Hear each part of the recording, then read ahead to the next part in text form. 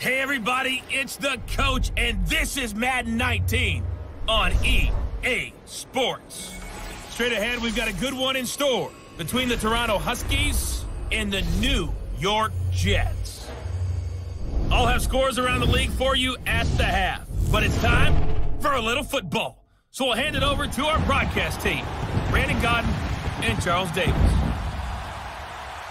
All right, much appreciated, Coach, as we welcome all of you to our exclusive coverage of the National Football League on EA Sports. Nothing like the fanfare of introductions to an NFL game, and that was in evidence a moment ago. Fireworks, pyrotechnics, you name it, this crowd is ready as their guys get set to match up between the Toronto Huskies and the New York Jets.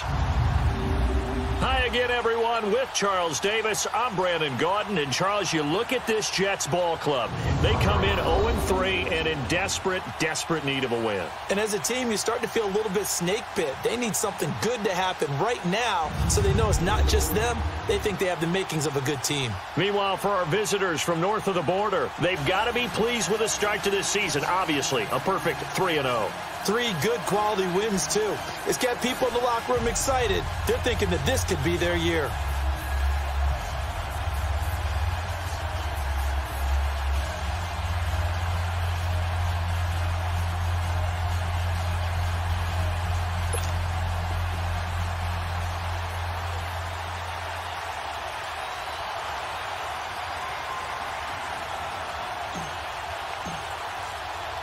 Seems like we were just starting training camp, but here we are in October, and off we go on EA Sports.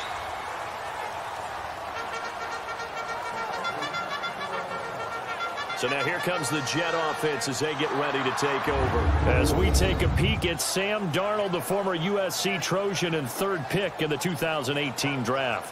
And it's funny how we always talk about how analytics are starting to creep into the game. One analytic that's been there for a long time, teams that start 0-3 usually don't make the playoffs. So we know one quarterback today that's determined to end that slide right now. It's not impossible, but this is a must-win for him and his team. All right, here we go. Now a first carry for LeGarrette Blount. And he'll work his way across the 30 to the 32. 7 yards on the pickup there, and it'll leave him with a 2nd and 3. You often say that sort of opens the playbook now, 2nd and short. What do you think, early shot here? I like where you're going. Obviously, we've been together for a while because you know me. I want to take that shot early and loosen things up. They'll run it now out of the gun. And he is going to be stopped cold behind the line of scrimmage. He lost 2 there, and it's 3rd down. But we just saw a great example of what we talked about with his coach prior to the game. He's definitely one of the better linebackers at reading a play and flowing to make the stop before it turns into something big.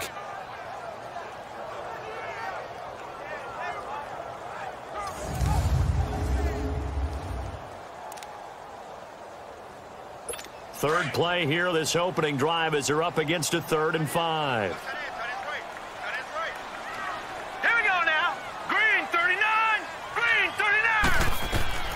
A shotgun snap for Darnold. He rifles one that's intercepted. Picked off near the 44. Personal foul, unnecessary roughness, defense. Charles, did I just hear that right? They declined the personal foul. 3 yards, they just declined them. And I have to think that the official is thinking to himself, did I just hear that correctly, that you declined that one? All I can think of is that someone on the field got confused. Because it had to, because you're going to take the yards on that penalty each and every time. Good starting field position for them here as they come up 1st and 10. Now they'll run it on the toss. Oh, eluding the tackle. Oh, and now some space to operate. 16 yards right off the bat and a 1st down. That's a football play right there. That takes me back a little bit. Toss sweep to the right. Get it to your back. Get a lot of people out in front. Control the line of scrimmage. Wide receivers blocking downfield. It almost feels like half the crowd is in front of him, getting it down to the secondary. They have a tough time getting him down.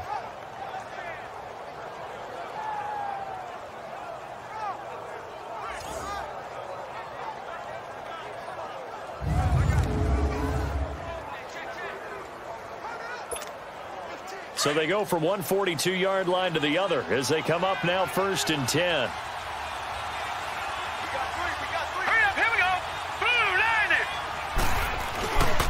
Running game working. They'll stick with it on 1st down. The numbers for him from a week ago. 22 carries, 98 yards, too shy of 100. And they love what they've got in him. He's the number 4 rusher in the league right now, so you know that you have to account for him on defense, which means you can play complementary football as well. Throw the play action, get it out to the wide receivers, because they should have some open space, because the defense will key on them. Throwing right, and that's complete. Touchdown! As his guys are in for 6, and his guys have taken a first-quarter lead.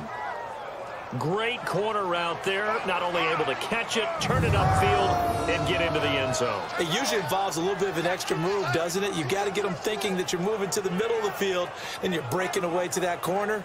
Boy, that was well executed.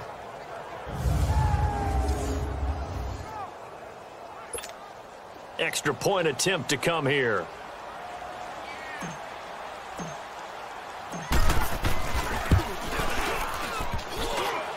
And he clanks it off the right upright, and it's no good.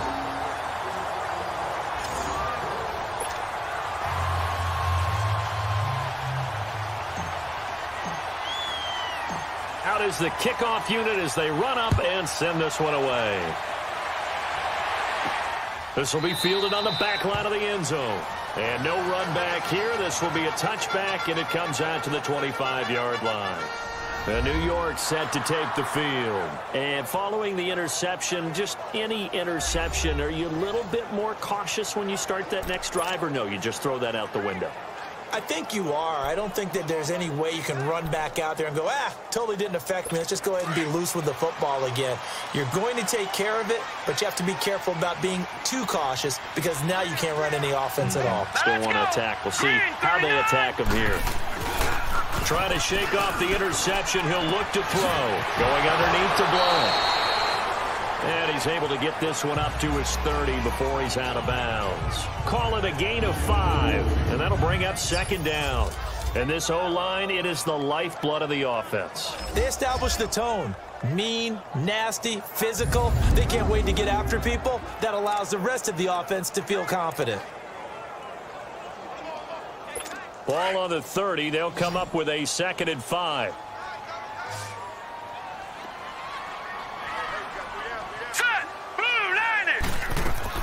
Here's Darnold now on 2nd down. Looking left side, and he's got a man. That's Caldwell. That throw good for only a couple. It brings up 3rd down. A look there at the starters on the defensive side of the ball. They really played well in that win last week against Miami. And I'm eager to see the game plan and trying to attack them this week because when you take it away 4 times through interceptions, do you now decide that I can't throw the ball against this team and try and run it like crazy? Or do you challenge them? This is going to be fun.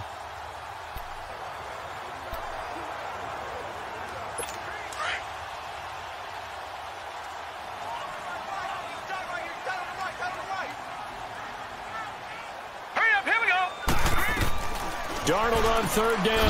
That's caught over the middle. Hooper. And he will be knocked down hard, but he will have the 1st down. It'll be a pickup of 4, good enough to earn him yet another 1st down. So how would you describe that one, partner? Workmanlike right there, getting that 1st down, blue-collar type football? Yeah, only needed 3, got 4, just enough. I like workmanlike. I think it's pretty cool myself. Everything doesn't have to be high glamour in this game. And he puts his head down and gets up to the 42 for a gain of about 6. Now, look, that wasn't a huge gain, but those are the types of carries I think they were missing in their loss last week. They couldn't get him going on the ground. Did you get the same feeling I did during our meetings, that they kind of regretted that he didn't touch the ball? Absolutely. You know, hey, he should have touched him more last week. They weren't going to make that same mistake. They've taken care of that early. Into heavy traffic, and it's intercepted. He's picked off at his own 46. And they'll take over inside the 45 at the 44-yard line. He's on quite the interception run. He had 2 last week, another one here. Remember, he's not a DB, he's a linebacker. But how many of those linebackers started as DBs and pumped themselves up into being linebackers? So the ball skills are the same, right? The coverage skills and responsibilities are the same, and he is paying it off in a big, big way. So out now comes the offense back onto the field.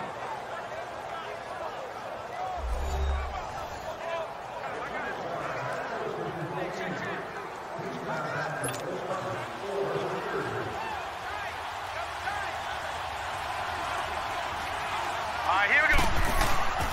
Now a play fake here on first down. Almost able to intercept it. That's one he would have liked to have held on to on his first drive. Instead, second down. And that's one he's got to be happy to have back. There wasn't a hole open in the zone. You'd have to think on early downs like that first down there, need to be a little bit more careful. Yeah, fortunately for him, got a couple more downs to play with. They'll roll him out, and he will take it in for the touchdown. A big play there, hitting double digits with his 10th touchdown of the season. And his guys find a way to stretch that lead. Brandon, my man, just one sentence for that one. Clinic. And that's what they've done. They lead the league in points per game this season, but it's been quick strikeability as we saw on that drive. I think they're actually intimidating defenses because they're back on their heels right away, wondering where it's going to come from, how they're going to hit them. This group is well organized, well coached, and extremely confident in what they do. Extra point was hooking, but he does make it through. And the decision to just kick the extra point winds up successful. Set now to kick this one away, and off it goes.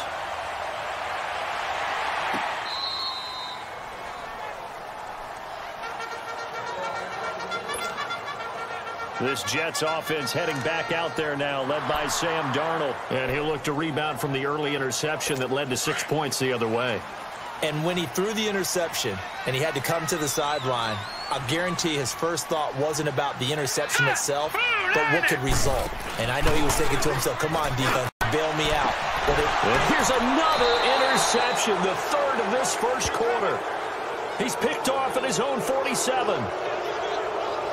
You hear me laughing, partner, and I'm not laughing at the situation, but sometimes you just get yourself into a rut. It's hard to shake yourself out of it.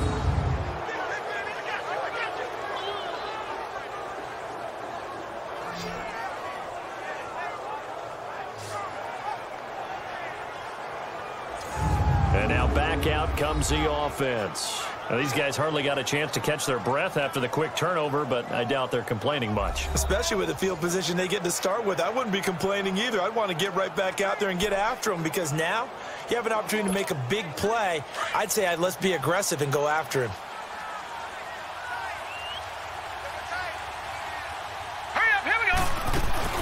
They'll run it now out of the gun. No gain on the play there, second down.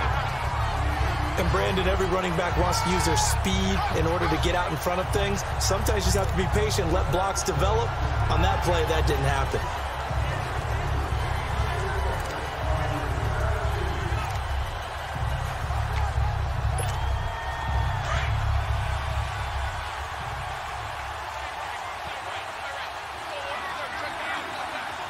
Now let's go. Back to throw now on 2nd and 10. Open receiver, that's David Njoku. His first catch, good for 14 there and a first down. A lot of tight ends just use their size and their strength, try to occupy some space and kind of body people away and catch the football. But not this guy. He's a refined route runner. Makes me wonder if he took some dance classes in his background with his footwork.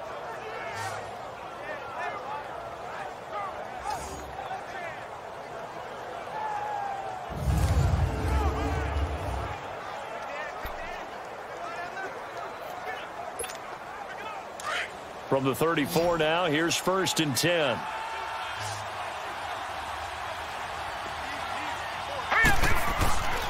They'll look to throw here on 1st down. Looking middle, and it's incomplete. The safety, Jamal Adams, able to break that one up. It's always a battle. Who's going to win on 1st down, the offense or the defense? Let's face it, if you've got the ball, 4 yards or more on 1st down is what you're aiming for. They tried to throw for it there. Nice effort to knock that one away and bring up 2nd down. throwing over the middle, and it's incomplete. There are a good number of coaches that any time they call an in route are really worried about the play because there's so much traffic ordinarily that the ball has to get through to get to the receiver. And on that play, it was batted down. Now they face a 3rd and 10 after back-to-back incompletions. Now back to throw. And he gets this one inside the 15, just a yard or two shy of the 10. 23 yards on the play. So big pickup that time. And Charles, defending AFC Player of the Week, maybe bucking towards another award this week. Yeah, and they say they don't really care about the individual awards. You and I both know they do. It means a lot to them. It means respect around the league. If he's able to show those kind of hands all game long, he can win a second one. They'll look to throw. And he's into the end zone for the receiving touchdown. David Njoku, his 3rd touchdown now on the year. And his guys are going to add on to their lead.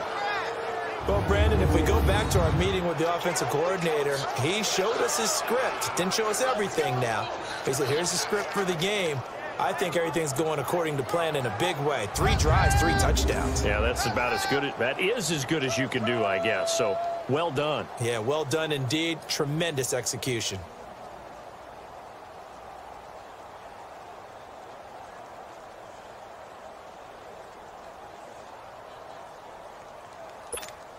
Extra point forthcoming.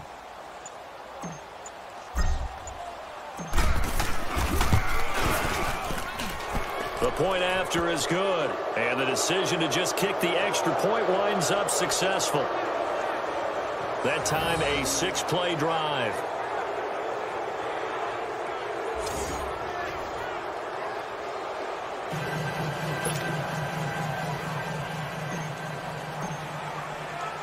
The kickoff unit is out on the field, and they will send this one away.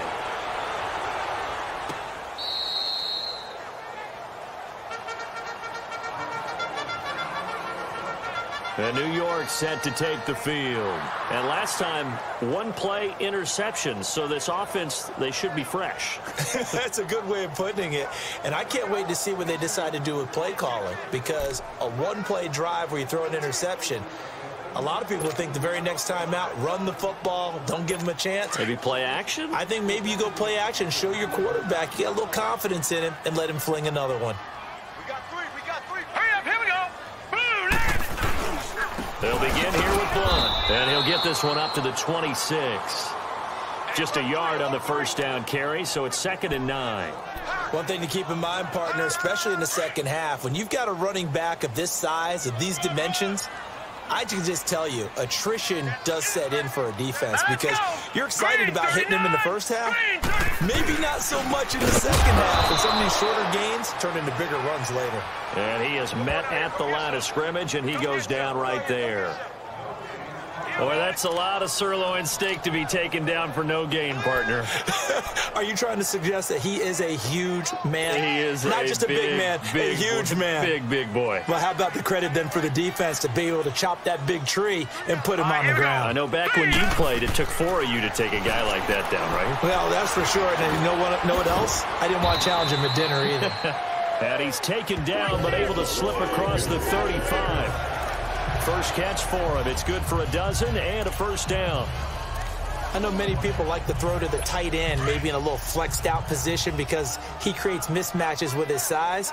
But slot receivers do the same thing with their quickness, their speed, and their route running savvy. Now Blunt. And that play is blown up, losing yardage back at the 35. A loss of a full 3 yards, and now it's 2nd down. He has elite instincts from his linebacker spot. He's able to diagnose the run and flies in like a missile to stop that one behind the line of scrimmage. Set. Green, 39. Green. To throw on 2nd down is Darnold. And a quick throw here, that's complete. And he'll get up near the 45. They'll spot it at the 44. And they'll get 9 there as that sets him up better for 3rd down. So they'll get a little extra time to come up with his 3rd down play as we've hit the end of quarter 1. Can't wait to see what the 2nd quarter has in store. EA Sports NFL Sunday returns following this. With Charles Davis, Brandon Gaudin with you. It's the Jets in possession as we begin quarter number 2 here. They'll come up on a 3rd and 4 here to start things out.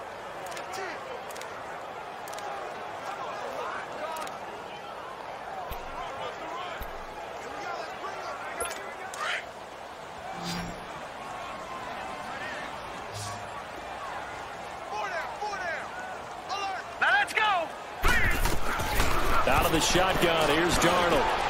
Finding a safety valve here. That's complete. And he gets it down to the 48, enough for the first. 8 yards on the pickup there, and it moves the sticks. I know most of the time when the ball's in the air, you're thinking wide receiver, tight end, but running backs, they can be a big part of any passing offense nowadays. Here's Blood. And he's going to get this one down near the 45-yard line. Give him a couple on the carry there, 2nd and 8. They tried a quick hitter inside, but that one was swallowed up because what they're hoping, those big defensive linemen will take the bait and move laterally and open up a crease that they can run through. Didn't happen on that play. They'll run it now out of the gun. And able to push his way forward here for a good little gain. 4 yards on the pickup there as it'll leave him with a 3rd and about 4 more for a first. Brandon, all things considered, they have to feel pretty good about getting that type of a gain considering the blitz that they just had against them. From the gun on 3rd down, here's Darnold. Wide open receiver, complete. And they're able to get this one past the 30 to the 25-yard line. The Jet passing game in rhythm. They've got another first. Well, this is how you shake the thoughts of that interception on the last drive. You come out and start this one 4 for 4. And watching him throw it around with that type of confidence reminds me of a guy I played with way back when and told me, I don't care if I throw 10 interceptions. And he's going to be grabbed and pulled down. 3 scores down, not even a halftime yet. They're not getting much generated offensively. They've got to figure it out. It's tough because this defense just seems to be playing with so much confidence right now. They really are. They are on their toes, and they're getting at them. They'll run it now out of the gun. And a short gain down to about the 33. And they only get a yard back there. They'll be left with a 3rd down and long. Well, they certainly had success throwing the ball in this drive and not as much running it as we just saw once again on that last play. Stopped after a very short gain. But I wouldn't abandon the run totally because otherwise, pass rushers just tee off on your quarterback. Makes it very, very difficult for him in that situation. And this time not quite to the 30. It'll be down at the 31-yard line. Instead of throwing it downfield, Charles, they just tried to dump it underneath there. You like the call? I do. I think it's a high percentage play because you get the completion, and what you're counting on is your back to use his legs and his elusiveness. Oh, they get to the football. It's blocked. But when it all comes together and you get the field goal block that's been designed, that's been drawn up, everyone has to feel good about it on that side of the ball. How about that one there? To the left side. Knew what they had. That's where they wanted to be, and they got their designated guy turned free. Now this offense ready to head back out there. They are clicking on all cylinders. They seem to be just scoring at will right now, and that's why they've opened up this big lead. Now, we always talk about getting into the zone, and all athletes are seeking that, aren't they? Where everything is working for them. Every move they make works. It clicks, and they are on point right now. Yeah, they are in that zone that you're talking about. And he's across the 40, 3 extra yards to the 43. And give him 4 yards there. It'll be 2nd and 6. I call that play a success. A nice inside run sets up a very manageable 2nd down. A very solid gain on that play. Now they try the right side here. They'll wind up losing 3. And now it's 3rd down. I know the scouting report on him is that he doesn't possess the eye discipline to be an elite linebacker. What that means is his ability to read, react, and make a play. But on that one, he looked like one of those guys. And he knocks the ball away, and it falls incomplete. Certainly looked like they were getting ready to convert there on 3rd down, but what an effort to get his hand on that one, knock it away, and brings up a 4th down decision.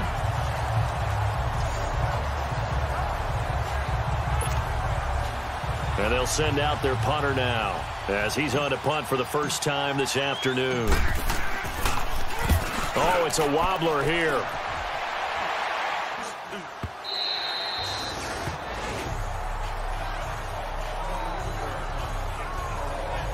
Sam Darnold leading the offense out for their next possession. He struggled. His team has struggled. You talk to me a lot about looking to your leaders. Maybe it's time for him to put his mark on this game. Agreed. And how that has to happen is somehow he's got to flush out everything that's happened so far and almost start over and get back to that confident level and know that he can play the game, because so far this has been a real struggle. Yeah, absolutely. He's got the interceptions, trying to turn it around. Found a little room there as he's up to about the 37. It's a 6-yard pickup, and it gets him to 2nd and 4. Let's talk a little football 101 here, because one of the keys to advancing the ball downfield, success on first down. Huge difference, as we know, between 2nd and 4 and 2nd and 8 and 9. Now let's go! 3-19! They'll run it here with Blunt. And a good swarm to the football defensively as they get him down at about the 40. And they got half of what he needed there, 2 yards. And it'll bring up a 3rd and 2 more. Well, he hasn't made much of an impact in the running game thus far, and after that last run, not much is going to change in that area. He hasn't been able to get anything going, and really the offensive line not helping him much. And he's got the first down yardage before he's brought down at the 42. Just a gain of a couple, but good enough to keep the drive rolling. When you're dead last in the NFL in third down conversions, the odds are against you every time you face it. How about them picking up that one? That was big for them. They go play action here on first down. And he's going to drop this off to his fullback. And he'll work it across midfield inside the 45. Give him 15 yards on that one, and the Jets move the chains. 2 minutes to play here in the first half. We'll come back to MetLife Stadium after this short timeout.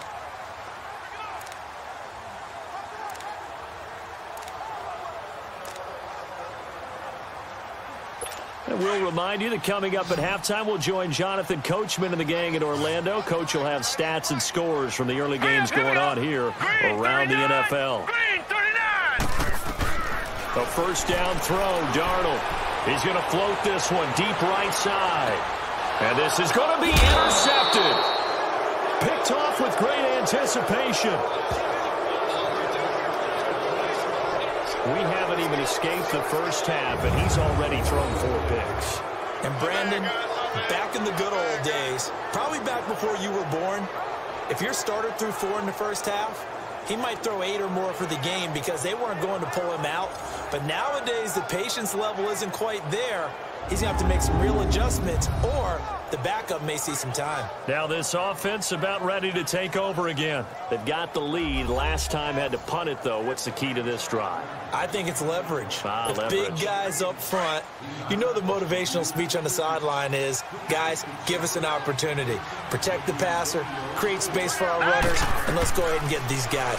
Low man wins. Let's go. And the Jets pressure too much as down he goes. Well, maybe that can give him a little bit of a pick-me-up, a little bit of a jolt. One of the few things that's gone right defensively. Because other than that, it's really been a first half to forget. So that complicates things a bit here. 18 yards to go now on second down. Now a handoff looking right. And he's going to lose yardage here back to the 12-yard line.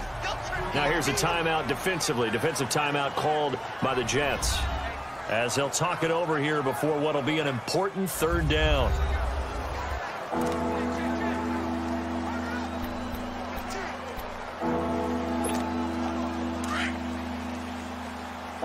Detroit!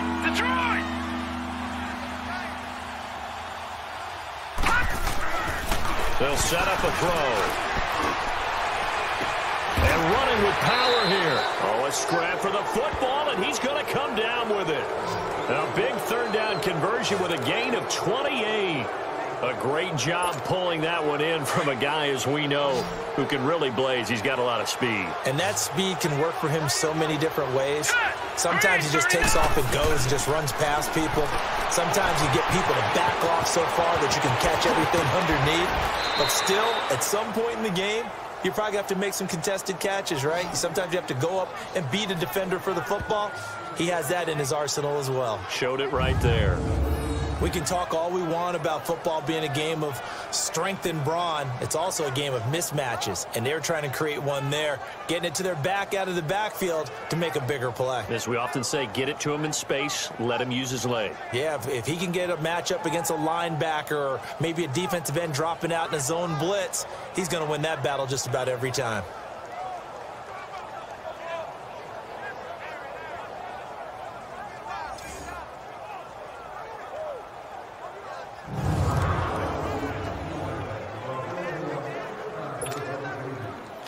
So they'll come up 1st and 10 now from the 33. Set. Blue landing. Back to throw now on 1st down. Throwing middle, but it's incomplete. David Njoku was the intended receiver. And now it's 2nd down. Well, they're slinging it, and then there's one you got to put a timer on, huh? I mean, that one came in hot. That came in hot, but overthrown out of his reach and incomplete. Now he'll look to throw here on 2nd and 10. And he's brought down, but not before he reaches the 8-yard line. A really nice gain of 25 yards. And with that completion, he's now north of 200 yards here in the first half. Boy, a tough start for the secondary defensively. It is, and it's got to put a dent in their confidence. And, you know, you always... And he will take this one in for a touchdown. In for the score. And his guys find a way to stretch that lead. Heard a coach talk about those late-in-the-half scores, especially ones that give your team a pretty decent cushion. He said those could be the ones that can finish off a squad if you let them. Yeah, they've got the cushion. This half has been theirs.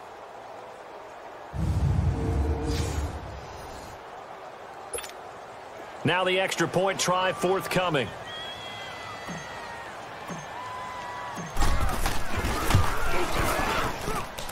The extra point up and good. And the route is on here in this first half.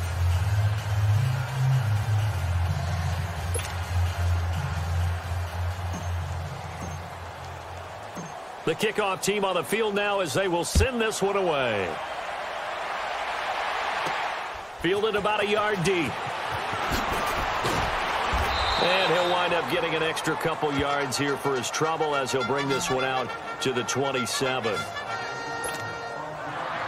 And New York set to take the field. Typically down in the first half, I might say, oh, you at least need a field goal out of this drive, but they're down to the point where they need a touchdown, don't they? Yeah, normally, you know me. You've been around me for a while now, right? Unfortunately. I'm sorry about that. But normally, I'm the one preaching patience. Yeah. You know, take your time, first half, you still got a chance. I think they're out of patience here. This has to be a drive that gets a touchdown. So if you're the play caller, you're going to that portion of the sheet that says big-time plays, specials, anything you can use to get yourself back into it. Now it's Darnold. And now here is another interception. Picked off near the 42. And this results in 6. Touchdown. That pick 6 extending this lead even further. And boy, it's been a while since I've seen a team struggle this badly in the first half. I think all they want to do is get to the locker room, try and regroup, and come out to start the third quarter. But if things don't improve fast then, I think the backups get a lot of play in the second half.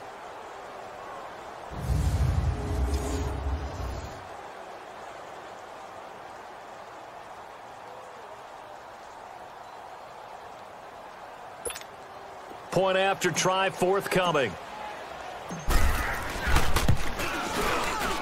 And oh, it's no good. For the second time now in this first half, he's missed an extra point.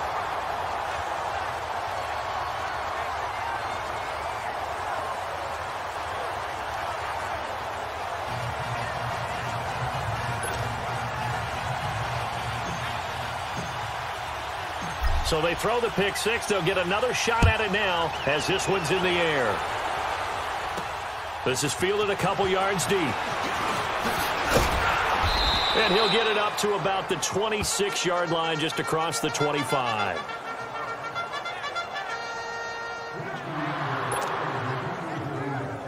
Likely time for one final snap as they start out 1st and 10. Detroit! Detroit! They start on the ground here with Blown. Not much room here as he only gets it to about the 30. And we're going to get a timeout with 2 seconds remaining in the second quarter.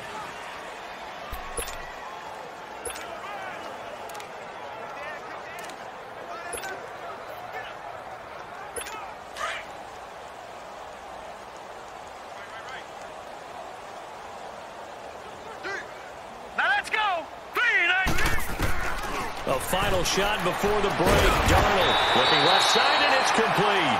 And able to get this one across the 45 before he's brought down. So we've reached halftime here in what is quickly turning into quite a rout. As we'll send you down the coast now to Orlando, that's where we find Jonathan Coachman, ready with our EA Sports Halftime Report. Coach. All right, Brandon, we'll get back to you guys in a bit. But first, let's take a look around the NFL here on this first Sunday of October. We'll get started down at Hard Rock Stadium in Miami, and they are just about ready to head to halftime with the Dolphins on top. The Dolphins seem to be on their way to what would be a good victory. From there, we're off to check out another game, and you can see they trail the visiting Cowboys. The Cowboys looking to sew that one up, and they look to be in pretty good shape. Lastly, let's get you to Charlotte, North Carolina. Check on the Panthers at home at Bank of America Stadium. And that game is tied as they take on the visiting Tennessee Titans. All right, Coach, thank you, and we welcome everyone back for quarter number 3.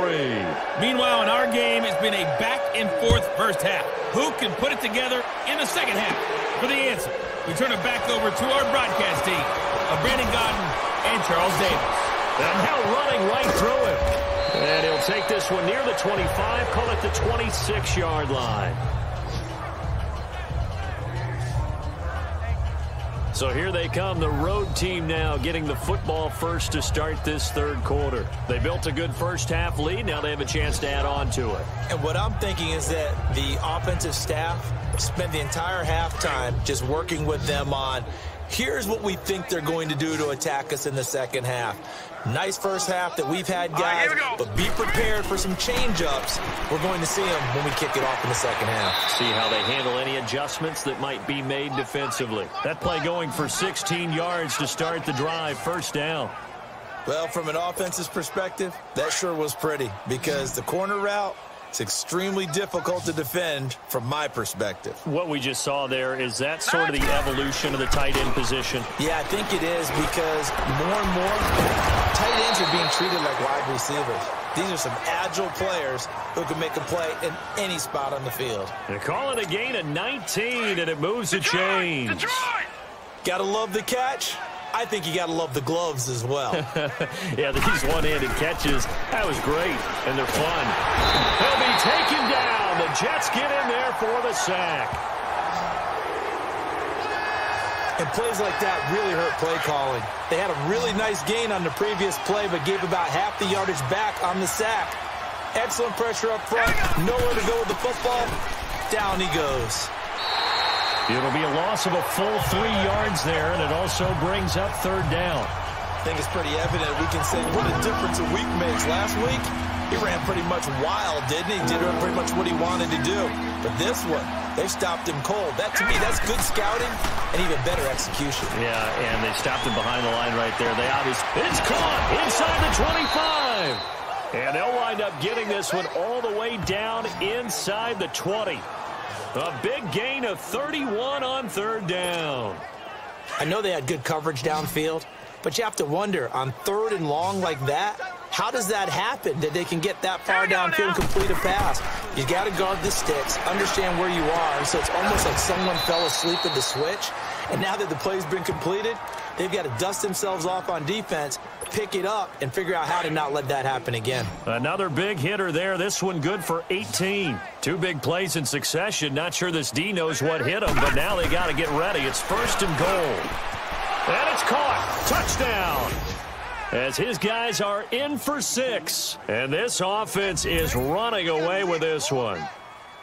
And this is obviously quite a performance. And most of the time when we talk about someone putting a team on their back, I think we're talking about a guy who runs the football. In this case, it's a guy out wide catching it, and he's done exactly that.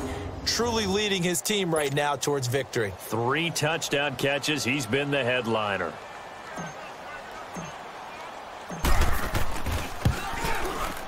Extra point up and through, and the lead will swell by 1 more.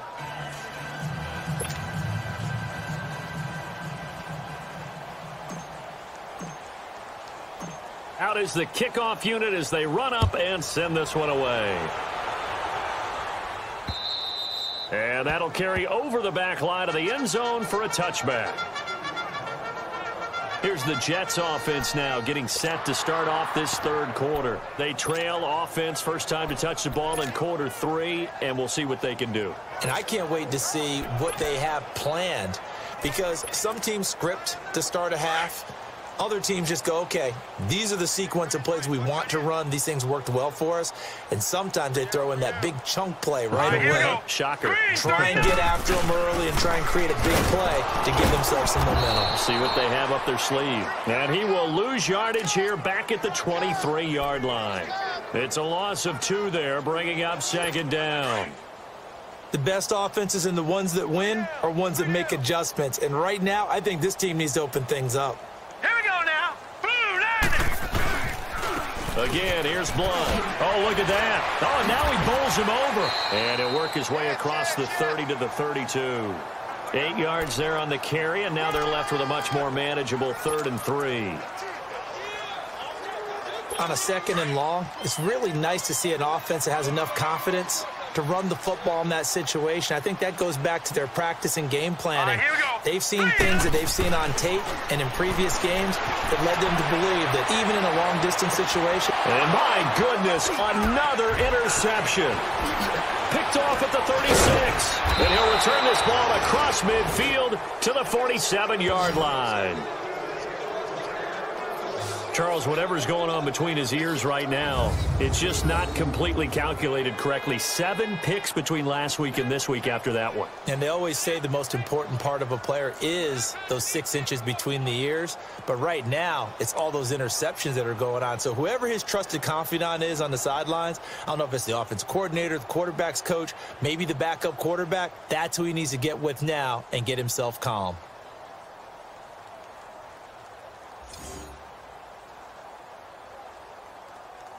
And here now the offense heading back out there. It's a quick turnaround for them after the turnover, but the way they moved it on their last drive, they're probably eager to get right back at it. And you know me and you know my tendencies in this situation. What do I want right now? Be aggressive. Be aggressive. Take your shot right here.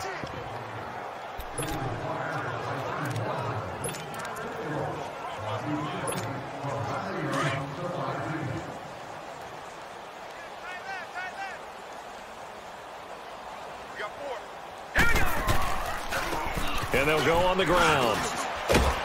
And he is tackled inside the 40, not quite to the 35. It'll be a gain of 10 to start the drive out, and by a few inches, that'll be a 1st down. Boy, he does it at a high level, doesn't he? Because when I watch him, I think of his vision. Straight ahead, peripheral. Also has that sense of where holes are going to be before they actually open.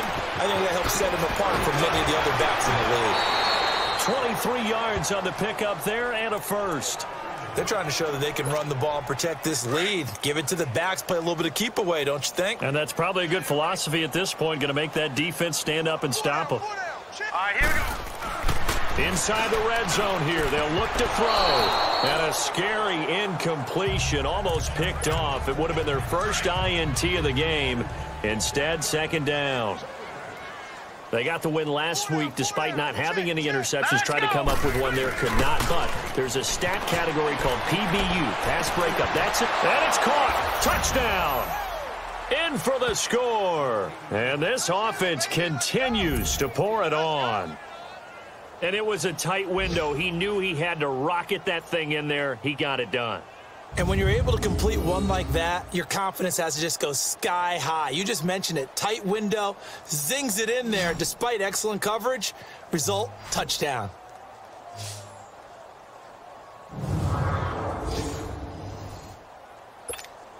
Now the extra point.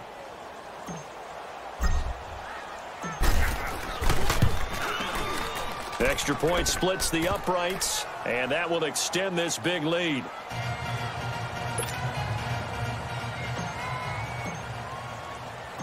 Set now to kick this one away, and off it goes. This will be fielded on the back line of the end zone.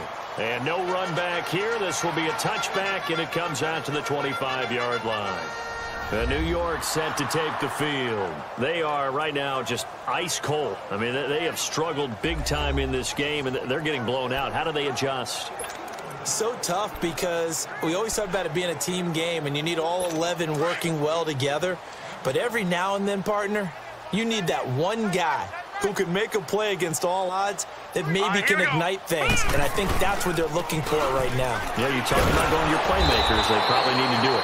Find someone that you're used to touching the football that makes big plays and give them that opportunity to maybe wake up everyone else.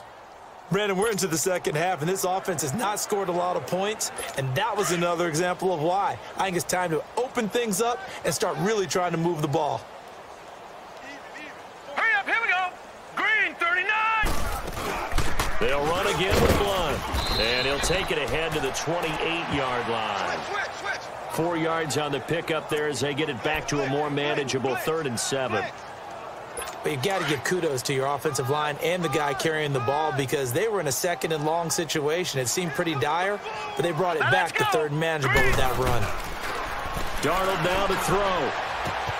Now he'll dump it underneath to his running back, complete. And they're able to get this one across the 35. It'll go as a gain of 11 and a Jets first down. It's a nice job hitting him on the angle route there. Come out of the backfield, cutting sharply across the middle.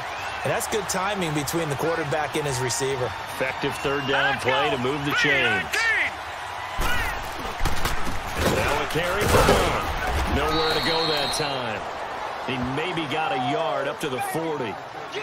They tried a quick hitter inside, but that one was swallowed up because what they're hoping, those big defensive linemen will take the bait and move laterally and open up a crease that they can run through. Didn't happen on that play.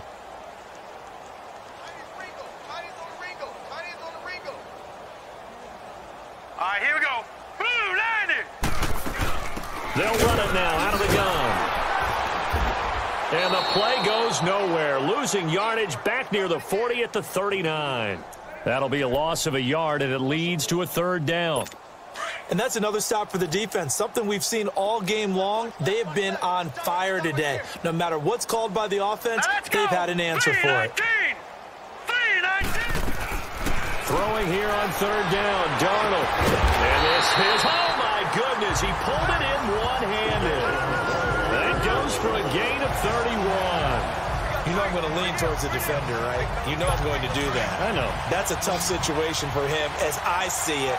But the truth of the matter is, that ball was not streaking towards him. That little arc on it, he's got to find a way to get his head around and make a play on the football. Now Darnold.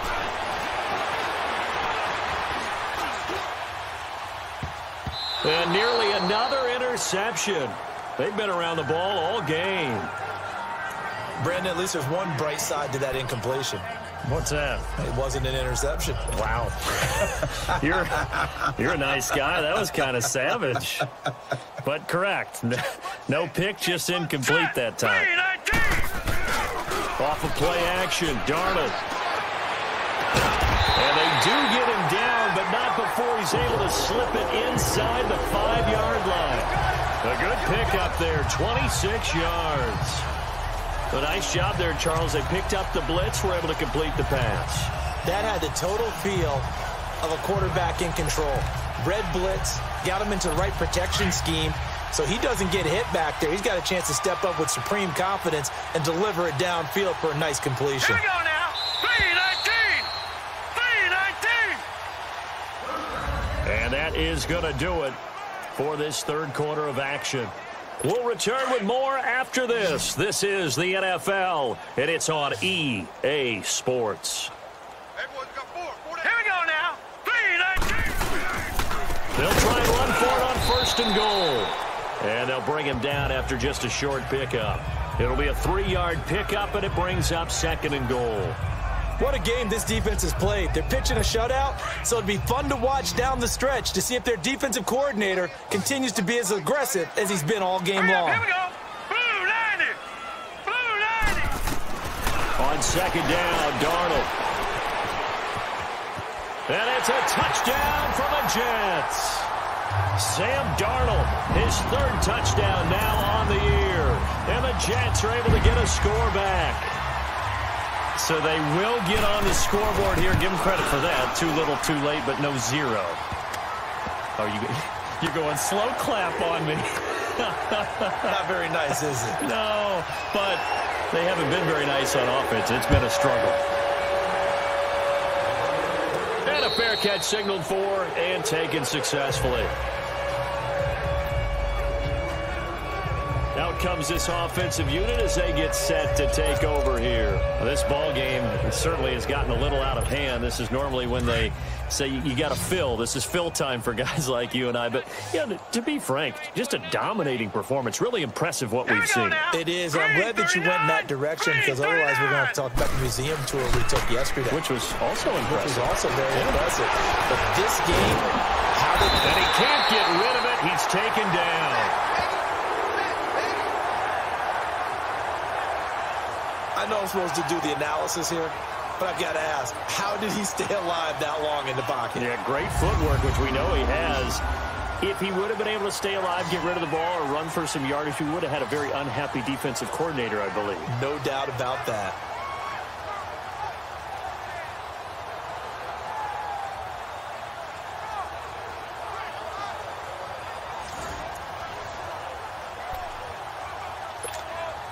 Second and 14 as they've got work to do here after the sack.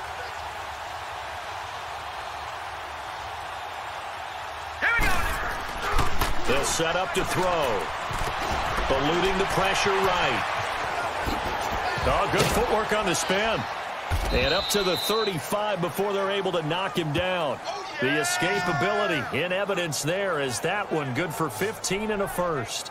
The sack on first down took him out of a traditional running play and put him in a passing situation, but didn't stop him from running anyway, did it? No, I was surprised when he took off. I thought, oh, he's got some space. He might pick up 5, 6, 7 yards. He goes all the way and picks up the first. Ball up to the 35 now as they come up on 1st and 10.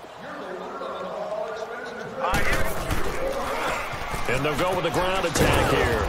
And hard running's going to get him over the 40 to the 42.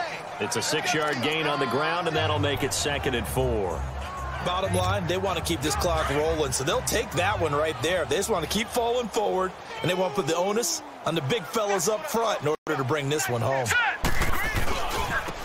Now they try the right side here. And he'll go down right around the 47 this time. They get 6 on the pickup there as the drive will continue. Partner, those are back-to-back 6-yard runs, and if they're going to continue to get those types of plays, shoot, you just keep running the same stuff, don't you? Yeah, it was 1st and 10, then 2nd and 4. Now 1st and 10 again. A couple of first downs on the drive already as they'll go from the 47 now on 1st down. They'll drop the throw. He's going to rifle one deep left side. That's going to be knocked away and incomplete. 4th quarter, you've got the big lead. If you're coaching, Charles, you still taking shots like that downfield? I'd be a little more concerned with running some clock and making sure you're taking care of the lead because you keep flinging it around, you throw a couple of picks, you can put yourself in jeopardy. And he'll take it across midfield down into Jet territory. They get 6 here after the incompletion, and it'll leave them with a 3rd and 4.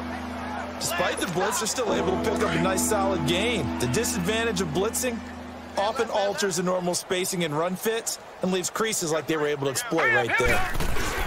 He'll look to throw. He's going to rifle one deep left side, and he can't quite pick it. No interception so far. That probably should have been their first, but at least it's 4th down. Pretty nice coverage there, but a missed opportunity for an interception. Let's face it, a lot of these defenders, they've got it all. Speed, athleticism, hands, a little bit questionable.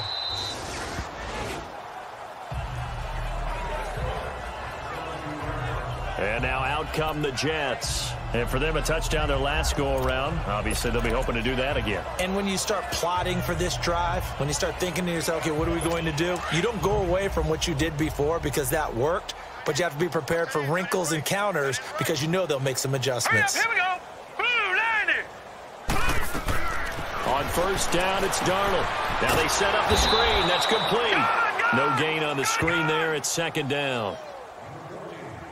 Well, that was a simple throw and catch, but even with that completion, 0 yards gained, so they're behind schedule on down and distance. I think they were hoping to get it to him. He could make a man or two miss, but that window closed quickly. Here we go now. Blue liner. Blue liner. A shotgun snap for Darnold. Got his man complete over the middle. It's Howell. And he'll go down just shy of the 25 at the 24-yard line. 6 yards is the pickup, and that'll lead to a third down. If he's their best threat on offense, use your #1 cover guy on defense. It doesn't matter about size. They have had him locked up. That just his first catch of the game. Big reason why they're down. Darnold from the gun. Over the middle, complete. It's Howell. And he's able to get it to the 33. Good enough for a first down. Well, that'll get them to first down as they get 9 yards out of that quick slant. This has to go down as one of the simpler routes in the playbook, but oh so effective. Nice completion there. Keeps the sticks moving. All right, here we go. 3-19. 3-19. They'll run it now out of the gun. And the hole closes quickly. He gets it across the 35 to the 36-yard line. It's a pickup of 3, and we have now arrived at the 2-minute warning. Time for a break. Back to finish it off on EA Sports after this. Hey. We got 3. We got 3. 3 down. 3 down. So it's Jets football as we get you reset here. And let's see what they've come up with offensively after having time to talk it over.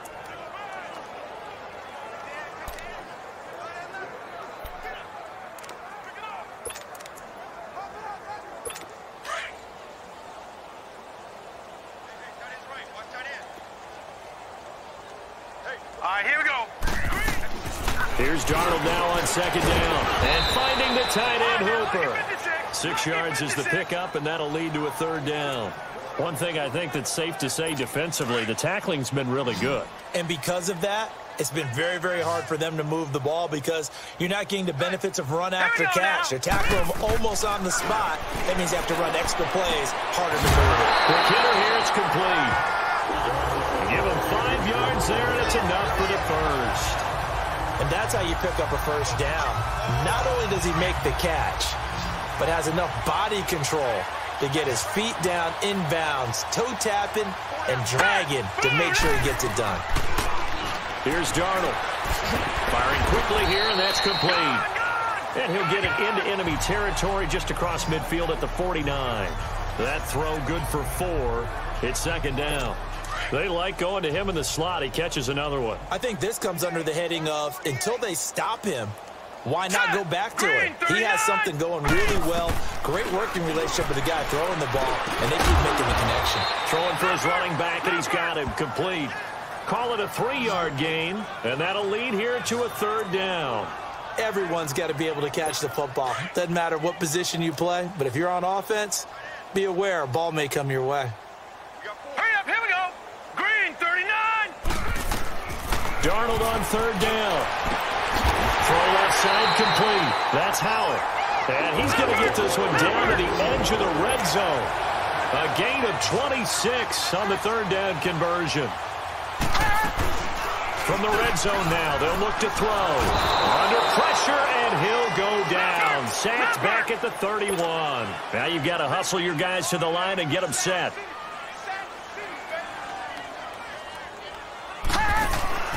Darnold.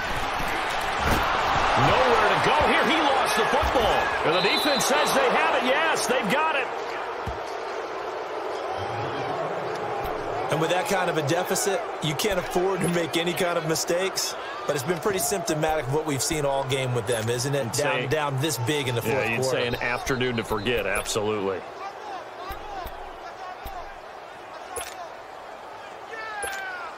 Now this offensive unit ready to see what they can do here. And this game comfortably in hand. The scoreboard speaks for itself, but you still got your starting quarterback out there. When do you go to the backup? Let him get some time.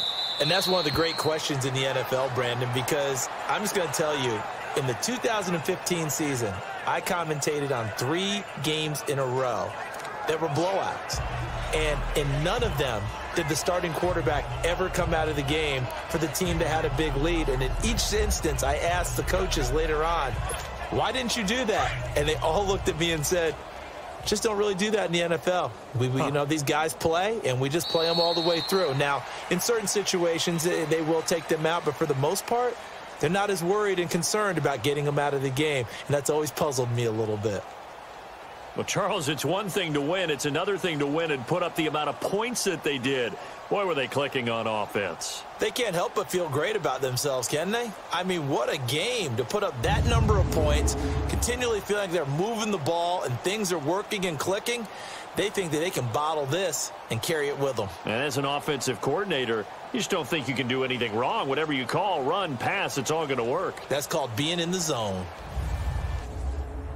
So for Toronto, that early momentum continues here as they move to 4-0. And they'll return home next week to take on the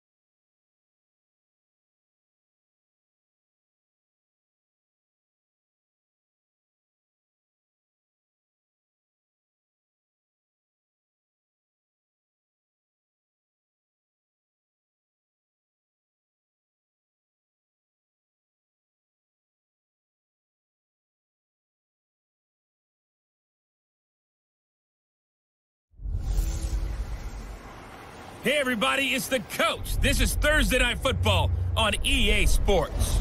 Straight ahead, we've got what should be an interesting matchup between the Indianapolis Colts and the Toronto Huskies.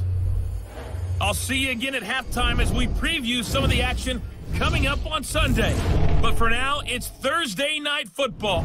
And on the call, as always, it's Brandon Godden and Charles Davis. All right, thanks, Coach. EA Sports coverage of the National Football League is on the air.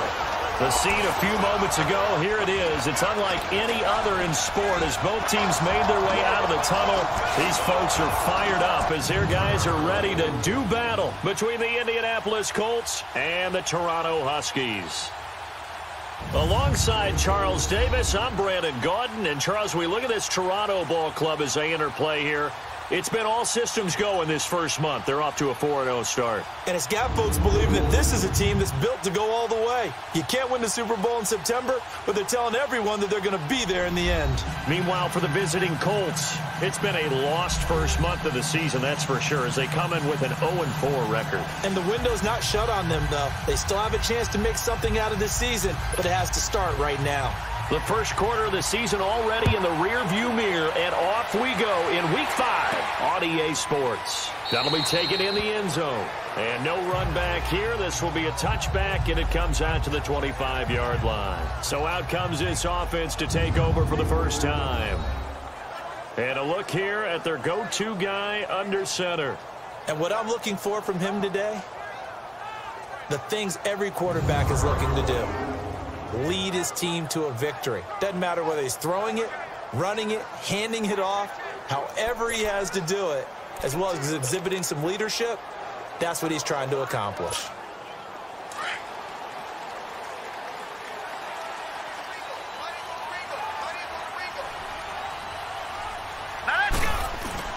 Now a play fake here on first down. Oh, did he hang on to it? He did on the dive. Nice grab. A really nice gain of 25 yards. I'd have to say that whenever you see a good post route run, they do not like to let it end without the catch. Hence, that great diving play. Yeah, lay it up there, let him go get it, and he got it.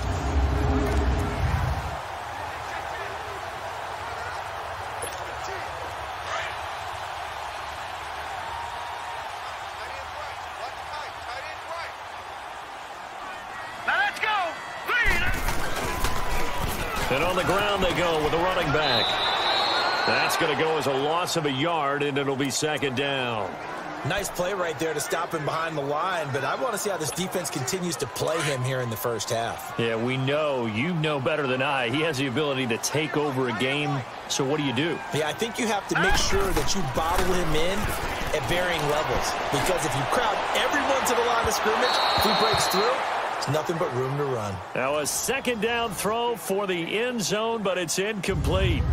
And the big boys up front in the trenches, what do you think of the O-line, Charles? I love them because this is a group that's so cohesive. They know what the man next to them is going to do at all times, and they operate as a terrific unit. An incomplete pass on that last play, and that means they'll need to come up with something here on third down. And they'll run it here. And an alley to run. And he gets this inside the 35-yard line. 18 yards there and a first down. Had a chance to maybe limit them to 3 if they could have gotten that stop there, but a new set of downs. And with a new set of downs, you got to take the mentality of the whole thing. Right now, everyone's looking at the offense and saying they've got the advantage. The best defenses just say, okay, new set of downs gives us another chance to make a play ourselves and maybe change things up. 5 yards is the tally on first down. That brings up 2nd and 5. And let's go through the starting defense for Indianapolis. And safety Cam Chancellor has had injuries hold him back a little bit the past couple of seasons, but his ability to stand in the middle of the field and intimidate receivers from going in that area, as well as delivering bone-rattling tackles, makes him a valuable asset to any defense.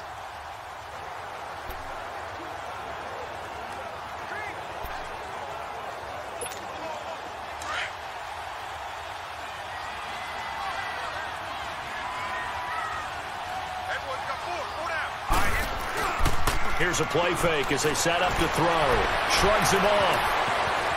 And he's able to get it to the edge of the red zone at the 20-yard line. It's an 8-yard pickup and leads to a new set of downs.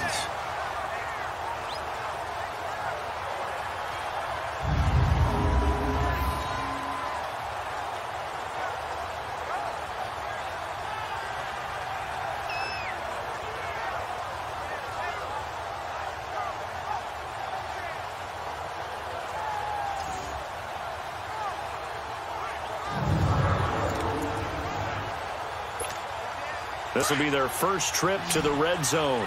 1st and 10 right at the 20.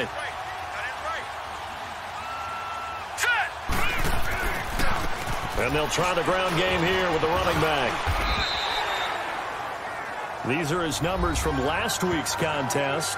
12 carries, 74 yards. And now that he's playing a Thursday night game, short week, you know he spent a lot of time in the trainer's room in the cold tub trying to get his legs back for this game.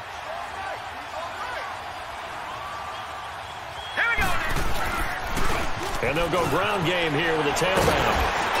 And here he'll get it down to the 7. It's an 8-yard pickup, and it leads to a 1st and goal. The impressive opening drive continues, and just space being created by those guys up front. We're seeing this the same way, aren't we? We are seeing an offensive line, as this game gets started, as it starts to unfold, that they are dominating the line of scrimmage.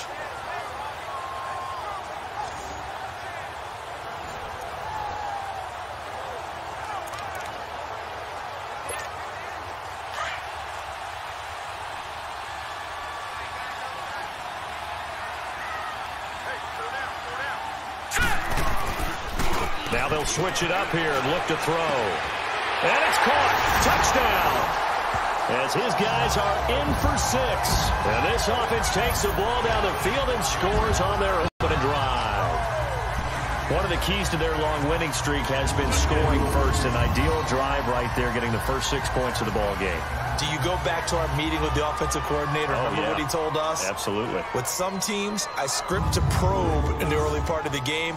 Other teams, I script to attack. They've been in attack mode for these ball games and continue that in this one.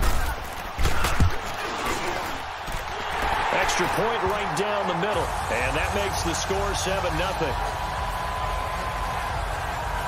So a nice drive put together there. They go 75 yards in 9 plays.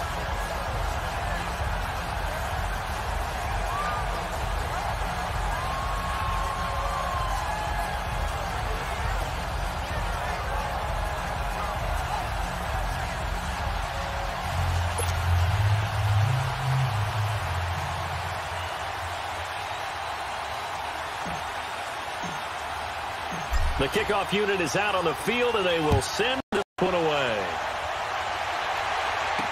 This is taken about 7 yards deep. And no run back here. This will be a touchback, and it comes out to the 25-yard line. So the Colts now coming out for their opening drive.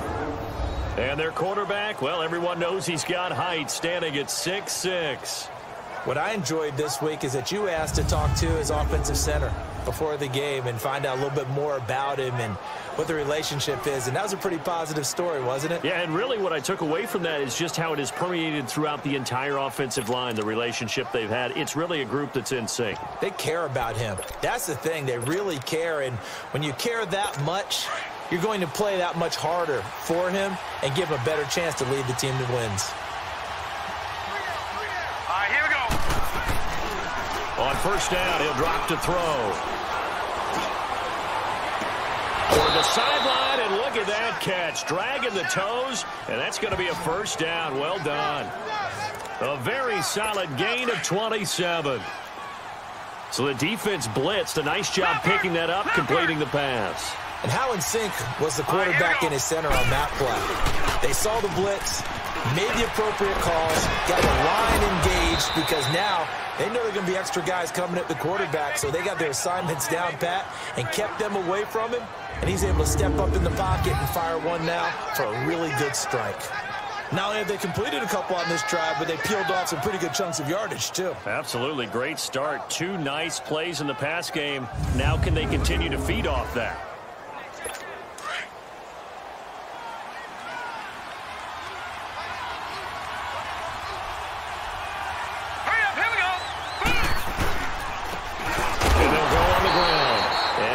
this one down to about the 27. Credit him with a 1-yard gain there to make it 2nd and 9. And the Buffet boys, the O-line, hopefully they're ready today. Listen, you got to feed them first. But if you do, you usually get a great product out on the field. And when they play well, the quarterback can't wait to feed them afterwards.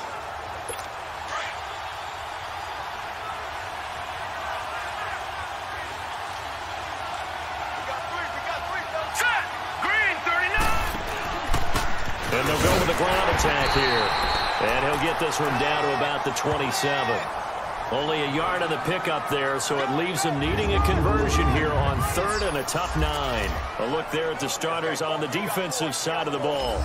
They really played well a week ago in that win over the Jets. They forced 7 turnovers. How many? 7. 7. I mean, think about that number now. That's supposed to be a lucky number, right? Lucky for one side, unlucky for the other.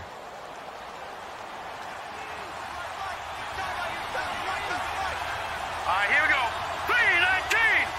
3-19. Now back to throw. Got his man complete over the middle. It's Collier. And they've got it inside the 10 at the 8. They're able to convert on 3rd down, and that sets up a 1st and goal.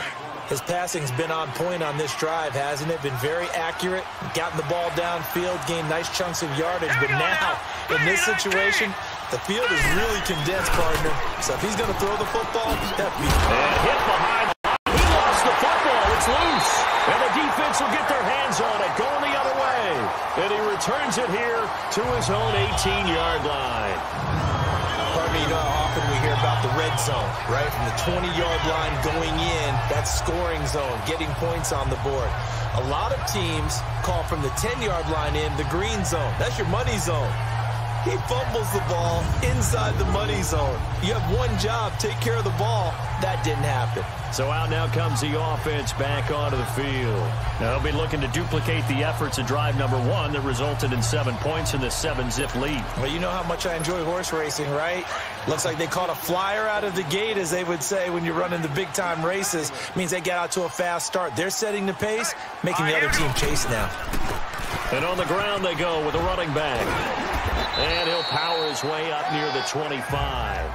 He'll get a nice chunk there on the 1st down run, and it's 2nd and 4. Well, they're making an effort to get the ground game going tonight. So far, it's working. I like what we're seeing from the offensive line. They seem to have the leverage going, and they're controlling things and reestablishing the line of scrimmage, moving that defensive front backwards. I also like what the runner's giving us, too.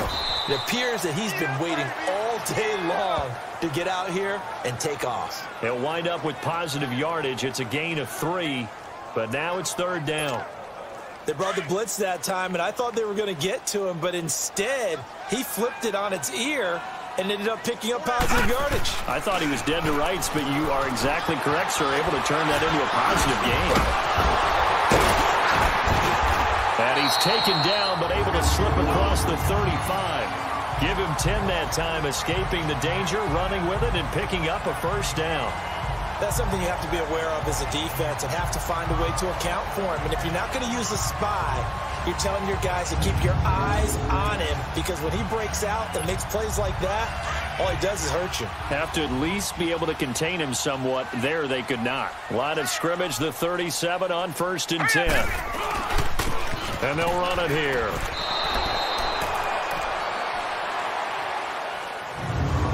One quarter in the books here on a Thursday night. 7-0 is our score, and we're back to Toronto after this. The NFL on EA Sports is fueled by Gatorade, the sports fuel company. Seated to my right, Charles Davis. I'm Brandon Gaudin. It's Toronto football to begin quarter number 2, but they face a 2nd and long to start things out.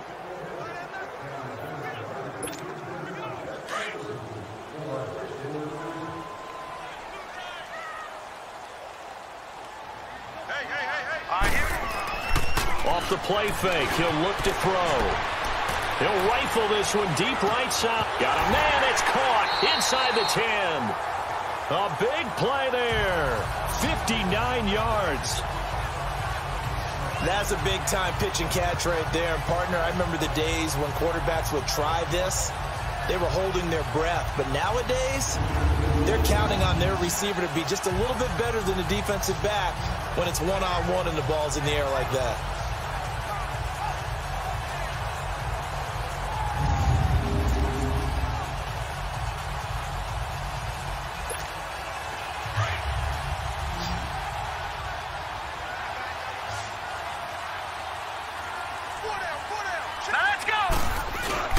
They'll try and run for it on 1st and goal. Fighting for the end zone. He lost the football. It's out. And I believe the Colts have recovered. Yes, they have. The psychology of the game never ceases to amaze me because you would think there would never be a fumble from what we hear from coaches all the time, right? And how much they practice not fumbling. Practice it, preach it, talk about it all the time. You would think no one would ever turn it over.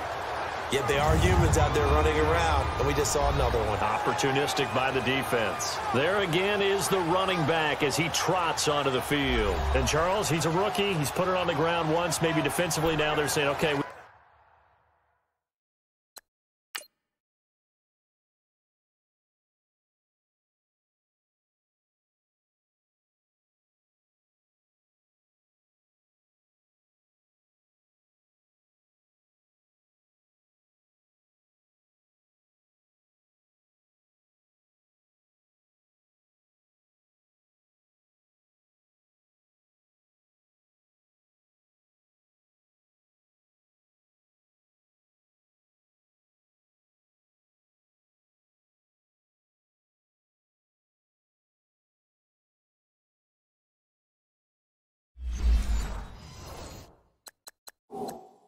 get this young buck to cough it up 2-3 times. He's got to be careful here. Yeah, they do tend to zero in on the young runners because once one comes out, as you noted, you think there's an opportunity for more.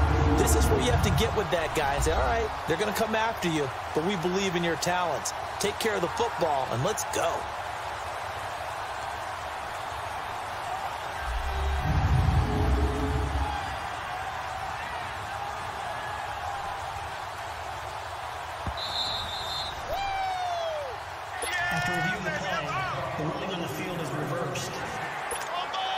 Another shot from the 1 on 2nd and goal.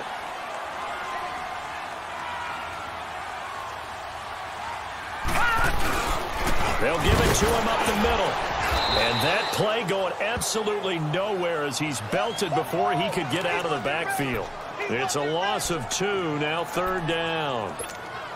That's a really alert defense there because they saw the heavy look come in from the offense, countered it with extra linebackers who brought a little bit of speed and heft, and able to really make under a heavy rush, and down he goes.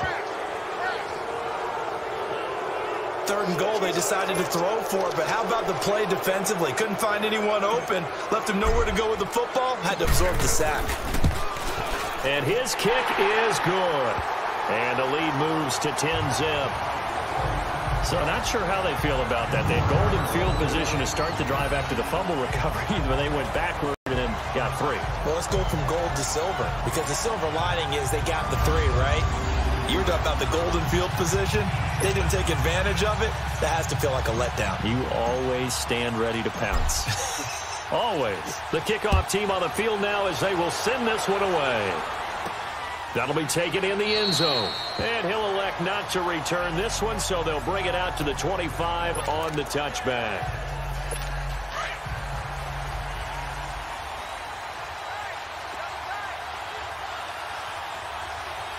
Hurry up, here we go.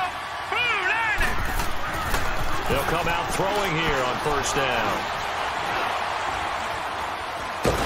And a big loss here as he's taken down.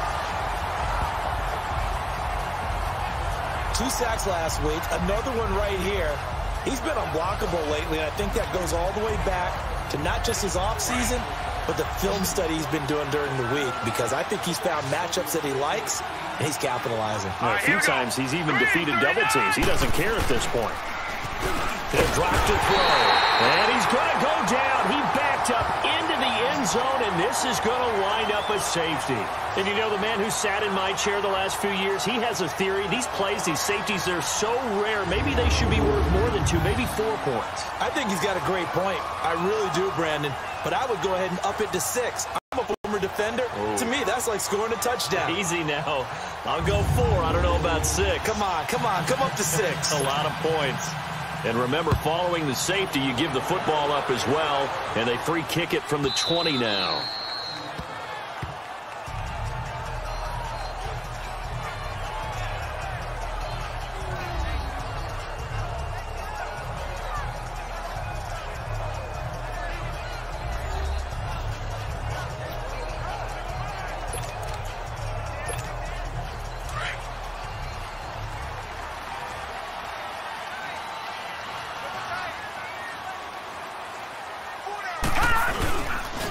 And they'll try the ground game here with the running back. So a nice job to break the 1 tackle, but not much daylight after that as he's brought down.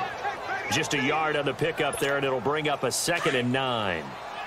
Early down stuff to put this offense in a precarious position. We know that securing the point of attack, especially against the big-bodied guys in the middle of this D, has got to be priority 1. And that is intercepted on the sideline. Wait, no. They'll say no. It was caught out of bounds. So this is just an incompletion here. And that's why defenders are often frustrated offensive guys. Actually made the catch. Looked good doing it, but couldn't get his feet down in order to finish off the takeaway. The offense on 3rd down tonight, they've been okay. 2 for 3 thus far. This is 3rd and 9. They'll look to throw here. He'll rifle this one deep right side. So they took a shot there on 3rd down, couldn't get it. Now it's 4th. Not only was the call spot on, how about the execution of that defense right there? Zone was absolutely locked up tight. He was trying to force it in there on 3rd down. But if there's a time to force it, he felt like he needed to make a play, right? Yeah, exactly right. 3rd down, you got to try and find something. There's nothing available there for him. Here comes the Indianapolis offense now as they get set to take over. And the last time they had the football, they surrendered 2 points on the safety.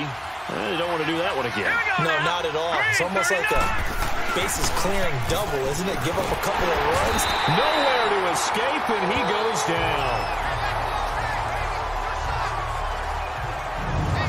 I'm starting to feel for that quarterback back there. I mean, you know me.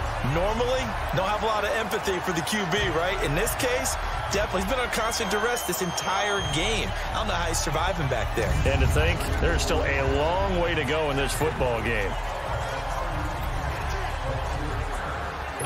Sacks, a growing theme in this first half. This is 2nd and long. All right, here we go. 3-19. 3-19. Out of the gun, they'll look to throw. Throwing the out route, incomplete. That's 4th. And he's able to get out to the 32, brought down there. It's a pickup of 12, and that'll set up a 3rd down.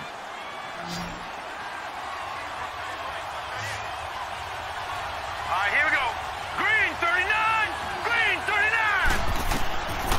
They'll set up a throw. Toward the sideline. Did he keep the feet in? Yes, he got them both down, says the side judge. And that's good enough for a 1st down.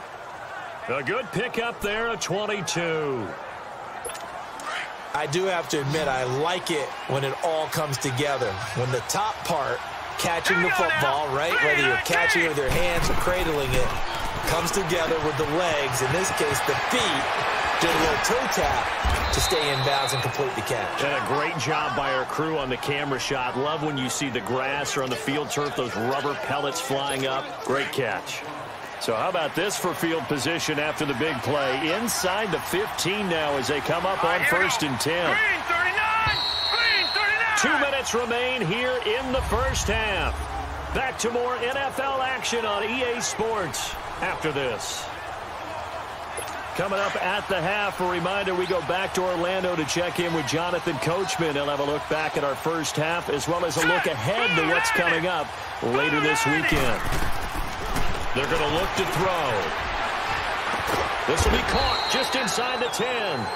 And now they're inside the 10 as he's brought down at the 9. The completion good for 3, and it's 2nd down.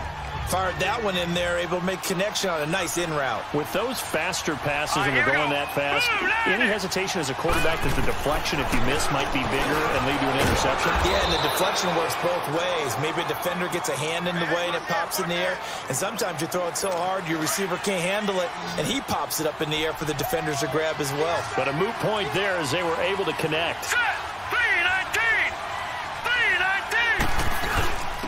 They'll give it to him right up the gut. He didn't get the touchdown, but he did get the first down as he's tackled at the 1. They only got 2, but that was enough as they'll convert to make it 1st and goal. They had yet to run the ball at all on this drive, but 3rd and short definitely was a great time to dial one up. He'll look to throw. And he's going to go down. Sacked back at the 13-yard line. Now before the 2nd down play, we'll get whistles and a timeout as they'll stop it with just over a minute to go before halftime.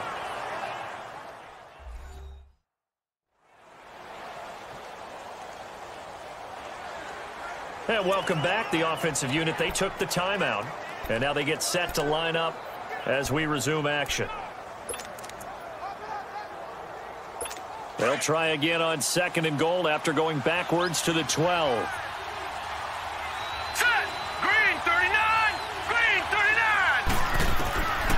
Now a shotgun snap as they'll look to throw. He's going to flip one out here to his running back. Now the Colts going to burn the 2nd of their timeouts as the stoppage will come with a little under a minute to go in this first half. So the offense took the timeout. Looks like they're ready to go as we get set to resume the action. They've been denied touchdowns in the red zone twice already. Here comes 3rd and goal.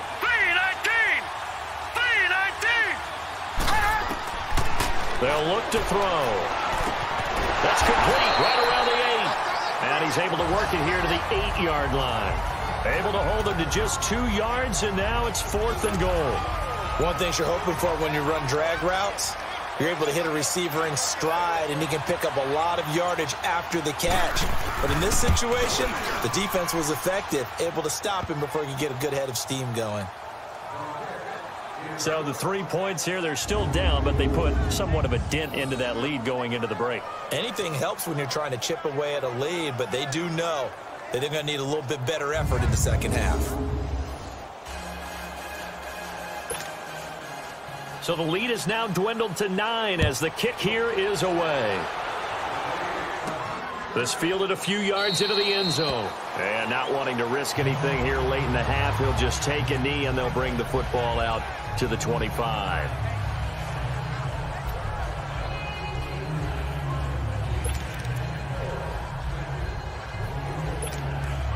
Final 10 seconds of the half as they've got it 1st and 10.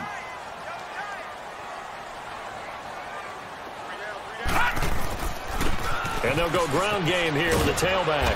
And he's able to plow forward up to about the 29, just shy of the 30.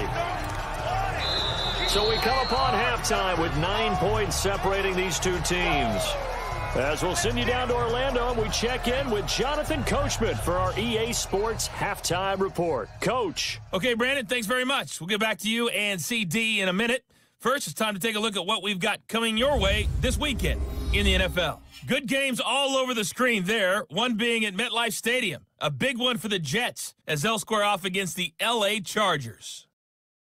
Then, later in the afternoon, we highlight that game going on in Houston, where it'll be the Texans taking on the Baltimore Ravens. And then one more to highlight, Monday Night Football. As folks, you'll see a good one between the Tennessee Titans and the Jacksonville Jaguars. Meanwhile, in our game, it's been a back-and-forth first half. Who can put it together in the second half? For the answer, we turn it back over to our broadcast team of Brandon Godden and Charles Davis. All right, Coach, thank you, and we welcome everyone back for quarter number 3. Both teams appear ready for the fight ahead, and we resume action here in quarter number 3. This is taken about 7 yards deep. And no run back here. This will be a touchback, and it comes out to the 25-yard line. Now we get a peek at the captain of this offense heading back out there. He's playing pretty well. I don't think it's necessarily him changing up something he's doing, but that O-line, they've got to protect him better. They do. They've got to make sure that they give him more than enough time in order to find targets downfield. And sometimes what happens when these things are going on is that the field general will step up and say, hey, that's on me, guys. I didn't get rid of it fast enough. Anything to try and relax them a little bit and take some pressure off, because they do know that they are trying. Yeah, well, we've seen the 4 sacks so far in this contest. And they're able to get this one across the 35. Right off the bat, it's a first down to start the drive, 12 yards.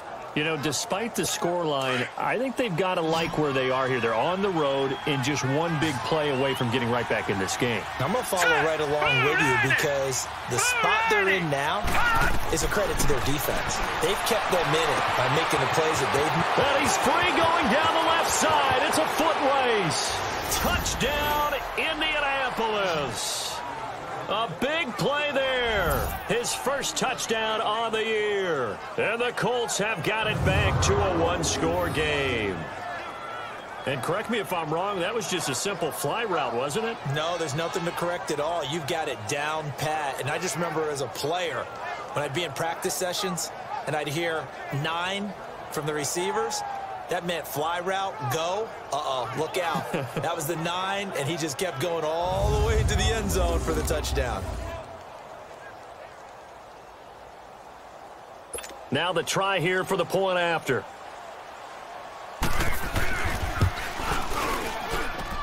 Point after, right down the middle. And that will shave one more off this lead.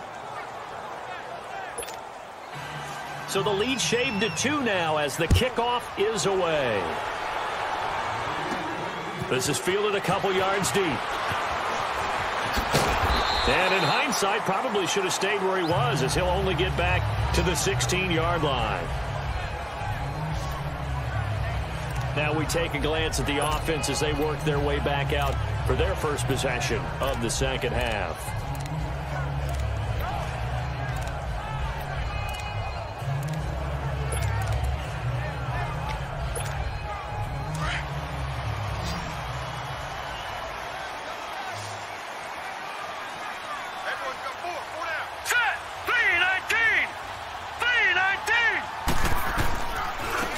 And they'll go on the ground.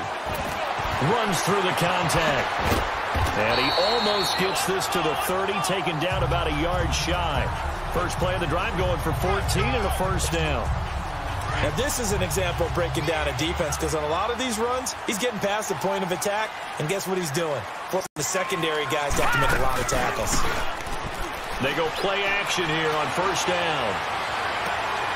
Well, this is taken in. It's complete. Give him 30 yards there. Well, partner, I'm not sure how this drive's going to end, but how about the way they flip field position there? A nice attacking play that picked up a heck of a chunk of yardage. So the big play gets him across midfield now for 1st and 10. Now on first down, he'll drop to throw it. And an alley to run. And he's going to get this inside the 30. 15 more there, and they're on a roll. It's another first down. I think the last 2 plays really illustrate how difficult it is to game plan against this guy, because you know he can throw the football, but how about his use of legs as well? What we call those broken plays, you can't account for them. Yeah, those plays, those 2 that you just mentioned, a microcosm really of how he can hurt you. It's a loss of a yard there, and now 2nd down.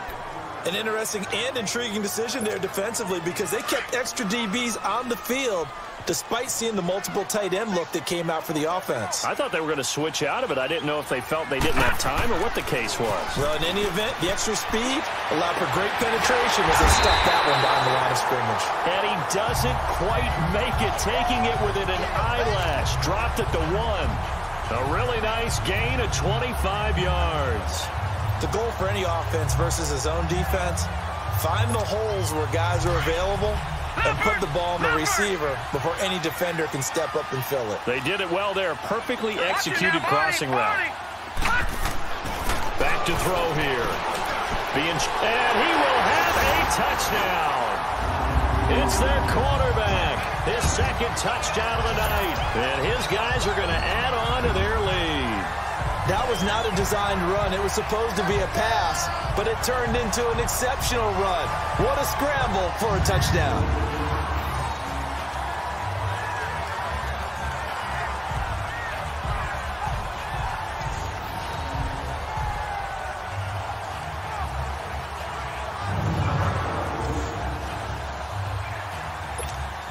No going for two. They'll kick the point after. Extra point the uprights, and that makes this a 9-point game. So the drive there took 6 plays, and it ends with a 1-yard touchdown run. Out is the kickoff unit as they run up and send this one away. This is taken about 7 yards deep. And no run back here. This will be a touchback, and it comes out to the 25-yard line. And now Indianapolis set to take the field. They did what they had to do to start this third quarter. Went down, got the touchdown to cut the lead, but the matching touchdown a moment ago, and we're right back where we started at halftime. Yeah, you're exactly right, partner. They had a little bounce in their step after scoring that first touchdown, but the defense gave one up. That's the problem right now. Can they get better play from their defense while they continue to score on offense? It's a 6-yard pickup, and it gets them to 2nd and 4. Frustrating for a defense, energizing for an offense. Finding a way to create that type of yardage in your running game, that'll make the guys carrying the ball very, very happy. They'll set up to throw. Nowhere to escape, and he goes down. So one quick, easy analysis about why they've struggled so far. They keep putting themselves in 3rd and long situations. They just took another sack right there. And the offensive film session tomorrow may be a little longer than it normally is. Not a lot of positive grades will be handed out thus far. And an alley to run. And they'll get 10 there, but it leaves them just short for 4th down. The Colts send out their punter as he's on to punt for the first time tonight. Only 2 punts for him last week in the loss as he gets this one away. Taking it about the 16. A spin. And a second spin. Avoids him at the 40. Great blocking, nearly sprung him there. 28-yard return. And the offense will take over with a new set of downs.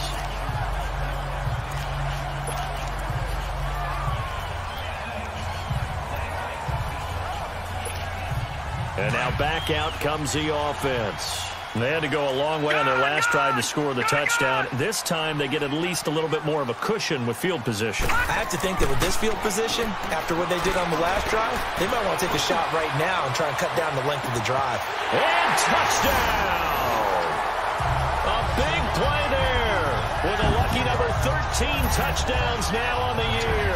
And his guys find a way to stretch that lead. As a former DB, you might not like to see that, but from a wide receiver's perspective, those are the plays they dream of. Correct on both counts, all right? Because once he took off, I mean, let's face it, that should have been done in Big Sky Country. Aren't any speed limits out there? And off he went. Glad I wasn't the one trying to chase him.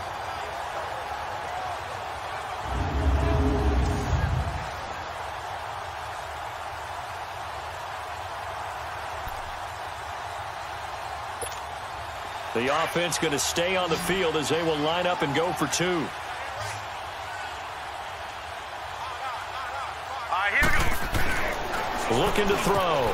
And this is going to be caught. It's good. And that extends their lead by 2 more. And, of course, on the 2-point try, had the option to run or pass. They pass it there, and it works. Felt pretty straightforward, didn't it? An open receiver, ball's put on him, 2 points for them.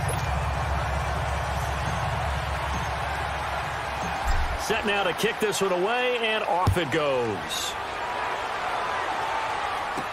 That's fielded in the end zone. And no run back here. This will be a touchback, and it comes out to the 25-yard line.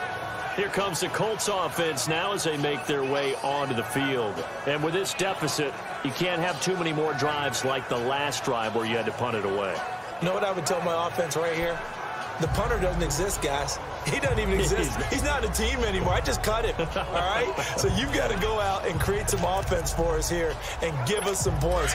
No way does that guy get on the field on this drive. Poor punter. Yeah, it wasn't his fault. But, hey, listen, there's got to be casualties at times. We're trying to win a game. The play-action fake. They'll look to throw. Over the middle, complete. It's Ford. And they nearly get this all the way to midfield. Mark him down at the 49.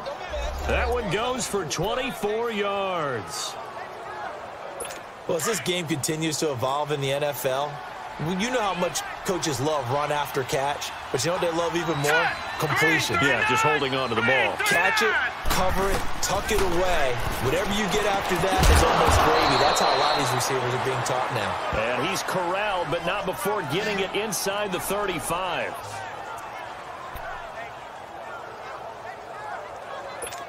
Back-to-back good plays have them on the move on first down.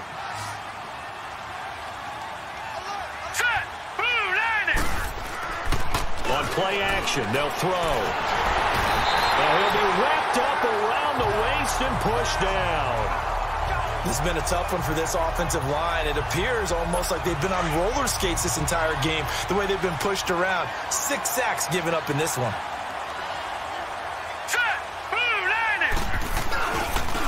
Now a handoff working right. And this one goes nowhere. Losing yardage on the play back at the 46.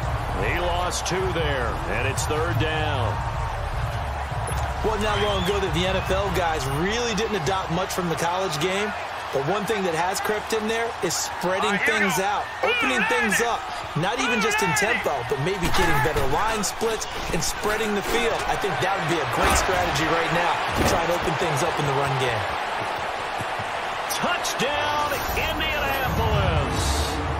A big play there. His third touchdown now on the year. And the Colts are able to cut into this lead.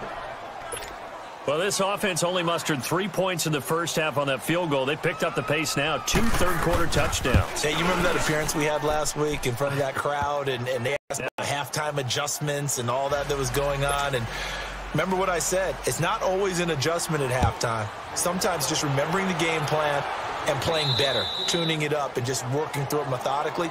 They got it done in this case. Of course, I'll always remember that appearance because I had on a brown belt with black shoes, and you pointed that out in front of the crowd. So thanks for that. I said that out loud? You did.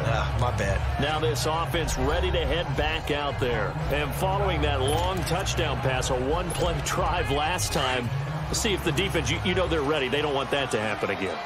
And you would have thought they would have been ready the last time. I mean, that's what you work on all the time. Make sure that no one gets behind you. That's the cardinal sin of defense, not giving up the long pass. They did. Let's see how they adjust. A big hitter there. A first down gain of 26 yards. Outside handoff to the right side. If you're a running back, you love getting the ball early so you have vision to see what's happening in front of you. Right tackle likes that call. Big play for him. But don't forget about the guys you always tell me on the backside sealing off. When they talk about cutoff blocks, making sure no one can leak from the backside that can run a play down. And nobody leaked. Big play. They'll look to throw here on first down. He'll rifle this one deep right side. And he gets into the end zone for the touchdown. A big play there with his second touchdown of the night. And his guys are going to add on to their lead. In order to lead in a game, you're going to get plenty of contributors. But that's his second touchdown catch of this game. He's one of the key guys in this one. And you better believe he'll be looking for the hat trick here as this one continues to go.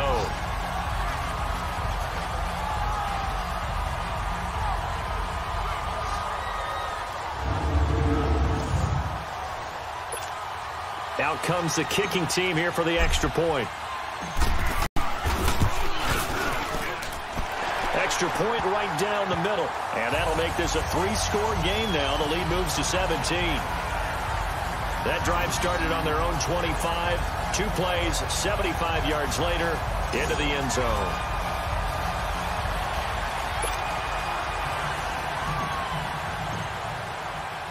The kickoff unit is out on the field, and they will send this one away. That's fielded in the end zone.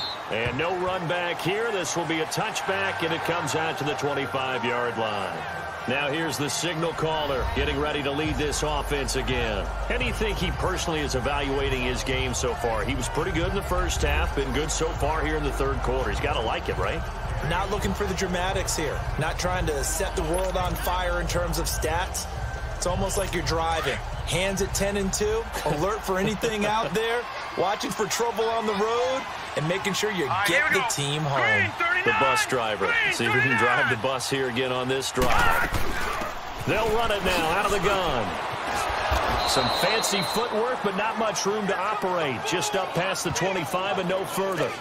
2 yards on the pickup there. It'll be 2nd and 8. Well, they certainly have been able to get him going and establish the run, so I think it's time to abandon that plan and start chucking it all over the park. And you know who's excited about that? The defensive. And he loses the football a second time. And this will be scooped up by the defense. And great field position coming up in the red zone at the 17-yard line. So the defense there, opportunistic. It's nice to give them credit, isn't it? Because so many times it's more a matter of what the offensive guy didn't do. Didn't secure the ball, didn't cover up. In this case, let's just give credit to where it belongs. Knocked it free, made a big play. And his throw is incomplete.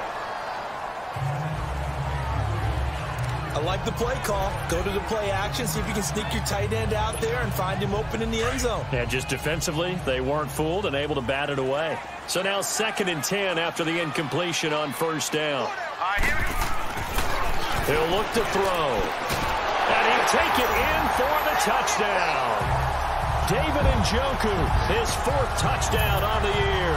And his guys capitalize on this short field as they take it in for 6. Brendan, is there any way you and I can join this quarterback in the zone he's in? He's absolutely feeling it. Touchdown after touchdown, throwing the ball. Extra point attempt here still to come.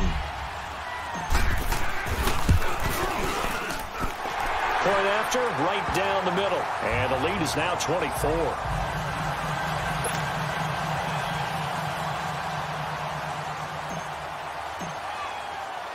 The kickoff team on the field now as they will send this one away.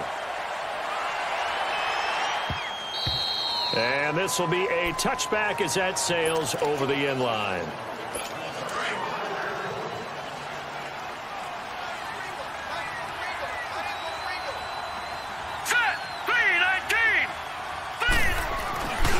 They'll look to throw now on first down. He lost 9 there. That's really going to set him back for 2nd down.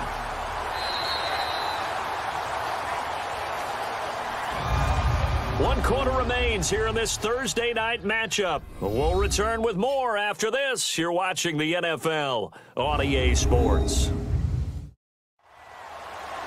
Welcome back to Toronto. A lot of happy faces in the crowd at this point as their guys have a big lead here to start quarter number 4.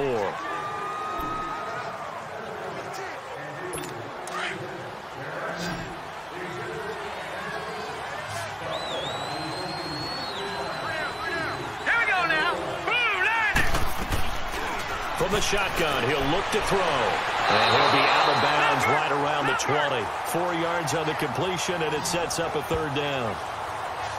If you're running out route, it's likely you're going to end up near the sideline. And what did we just see there? Toe tap. You got it. The benefits of practice. Toe tapping, foot dragging, picking it up, and making sure it was a catch.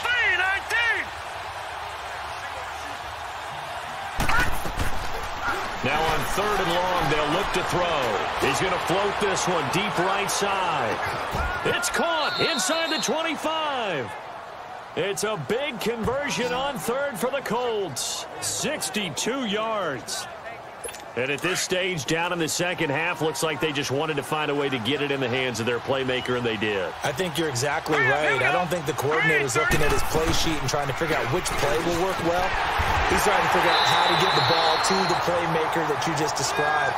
Looking down at that sheet, you find people plays, not necessarily X's and O's, and that's exactly what they did there.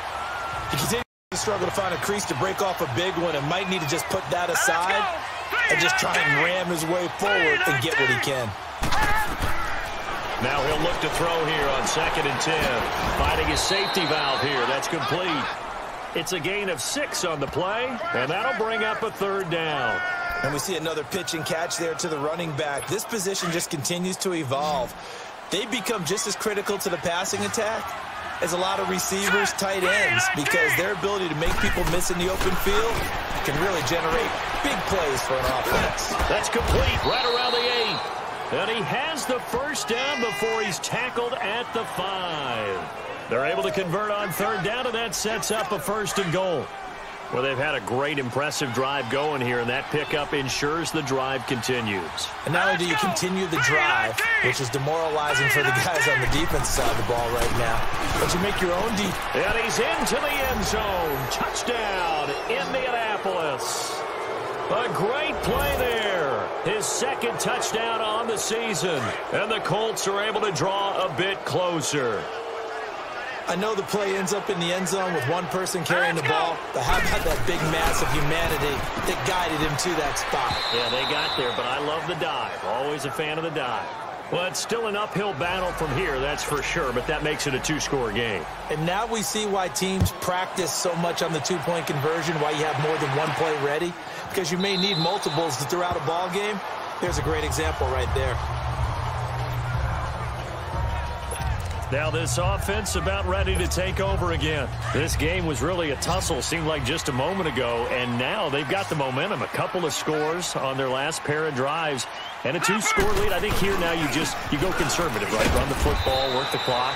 You know, I usually agree with you, but I'm going after him right here. I want to put this bad boy away. I wouldn't be afraid to throw it. They've got all the confidence, all the momentum on their side. Go ahead and take your dagger shots and try and finish this one off. I disagree vehemently. I say run the football. You've got the lead. Well, let's watch it and find out who's right. They'll break the huddle, come up on 2nd and 8 at the 27-yard line. Now they try the right side here. And now running right through it. And able to break one tackle, but then quickly brought down. Defensively, the tackle by Cam Chancellor. At this stage of the game, with the score where it is, the key here, stay in bounds, and he did just that. Not by a huge margin, but he stayed in.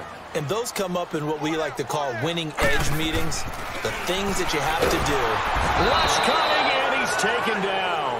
Cam Chancellor with a big-time sack on 3rd down, and it'll be a loss of 7.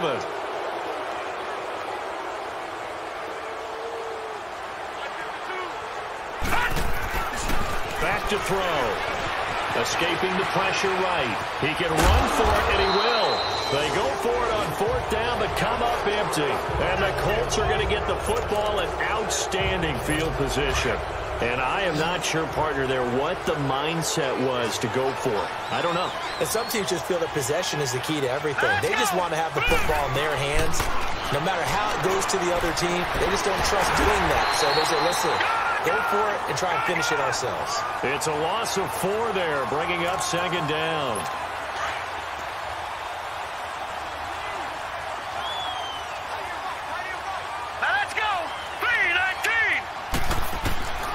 Now they'll throw here out of the gun. Going to throw right side here, complete. And he's going to get this down near the 20-yard line. That'll put him over 150 yards receiving now. Quite a ball game and a 1st down. If you're going to blitz, likely going to leave you in man coverage with this guy, and that is less than ideal. It is, because just about any offense that has an elite receiver, if you blitz and have him in man coverage, you're going to him, even if he has an elite defender on him, because he usually knows where the ball is before the defender does. Now a nice play defensively on 1st down as this is knocked away and incomplete. When I watched that play, I thought about what my coaches had told me in the past. The biggest teaching point, get your head around. Locate the football so you can make a play on it while it's in the air. That's exactly what he did there. That was nice. Back to throw now on 2nd and 10. And a quick throw here, that's complete. And on this one, he'll get to the 15, right at the 15-yard line. 6 yards is the pickup, and that'll lead to a 3rd down. One thing I can say pretty safely, that route is not called if you don't have a guy who can throw the ball and put some mustard on it. Because if you go lollipop it in the middle of the field, bad things usually happen. It takes a strong-arm guy who can rifle it in there and they were able to successfully complete that one. They're able to convert on third down, and that sets up a 1st and goal.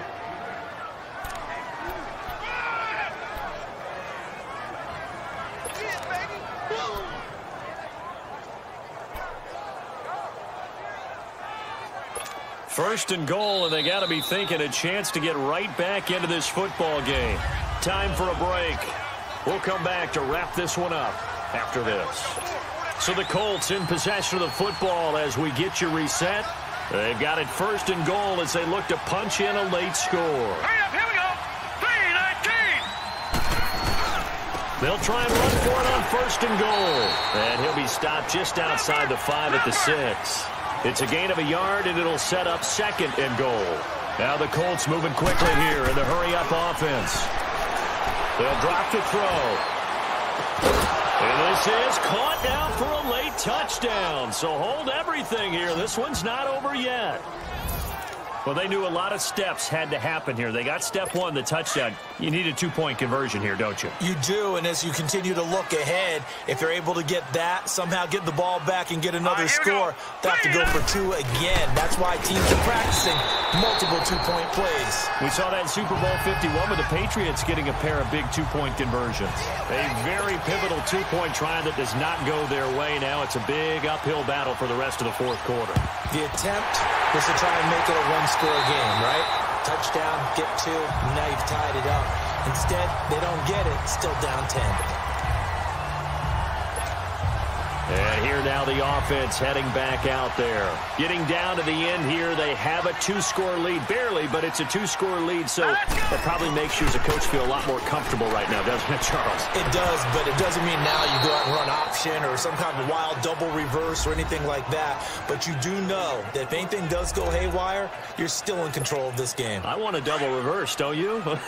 I'm just waiting for that day where we actually see something like that in this situation. We'll see what happens here. And they'll go with the ground attack here. Oh, and now he bowls him over. And he was able to shed the tackle, but the reserves come in for the stop. And now here's a timeout called by the Colts on the defensive side of the ball. As they'll get it with just over 90 seconds to go in the ball game. No, check. Patriot! On third down, he'll drop to throw. He's got the first down here inside the 30. And he's finally down at the 21-yard line. Now the Colts going to burn the 2nd of their timeouts.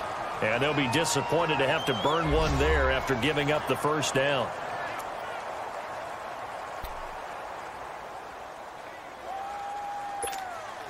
And not totally home free yet, but it's looking good as they come up 1st and 10.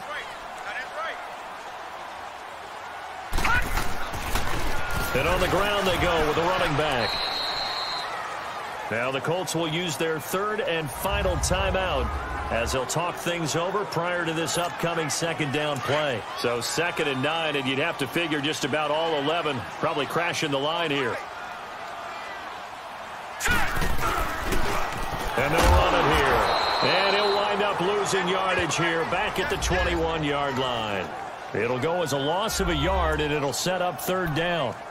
Hey, a lot of points have been scored in this game, but what a nice play by the defense. Stepping up on that one, maybe they'll get things going in their direction after a play like that. Big play coming up. Here's 3rd and 10. I would expect to see some pressure here. All right, now, lucky 56. Lucky 56. And the blitz does come. And it's caught. Touchdown. In for the score. And his guys find a way to stretch that lead. And for them, this train, it just keeps rolling, doesn't it? Well on their way to yet another victory. Yeah, it's almost a runaway, isn't it? And you just wonder how anyone could stop this. They got full momentum going, full confidence going. But it's not just their own confidence that is leading them. It's the lack of confidence against their opponents now because they see them coming and think, we've got no shot to beat this team. Extra point attempt to follow here. Extra point splits the uprights, and that'll make this a 3-score game now. The lead moves to 17.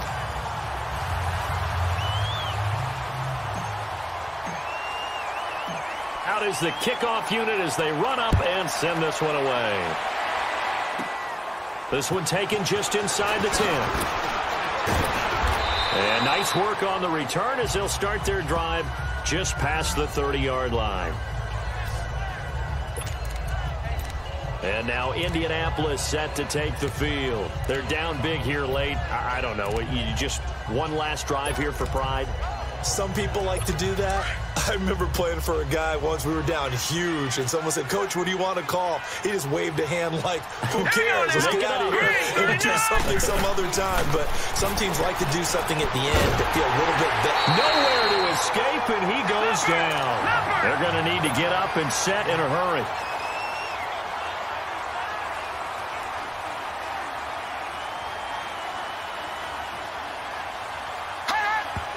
And he'll indeed get him to the line and spike it here to stop the clock. And incomplete here, so a little razzle-dazzle on that one, but they couldn't hook up, and it's third down. Set, 3-19. Looking for his tight end on the corner. It's complete. An incredible play there. They do get big yardage, but they're still stopped a yard or two short, and it's fourth down. Got to try it here. He's back to throw. And that'll be incomplete with 11 seconds remaining now. They had to go for it with such little time remaining. And that'll be just about all she wrote for this one. So they tried to go for it for Pride, but it really wouldn't have mattered. This one, it was already determined. No doubt about it. This one was over a while ago. Victory very much in sight now as they'll take a knee.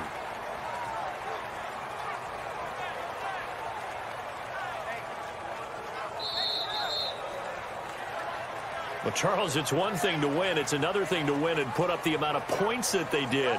Boy, were they clicking on offense. They can't help but feel great about themselves, can they? I mean, what a game to put up that number of points, continually feeling like they're moving the ball and things are working and clicking. They think that they can bottle this and carry it with them. And as an offensive coordinator, you just don't think you can do anything wrong. Whatever you call, run, pass, it's all going to work. That's called being in the zone.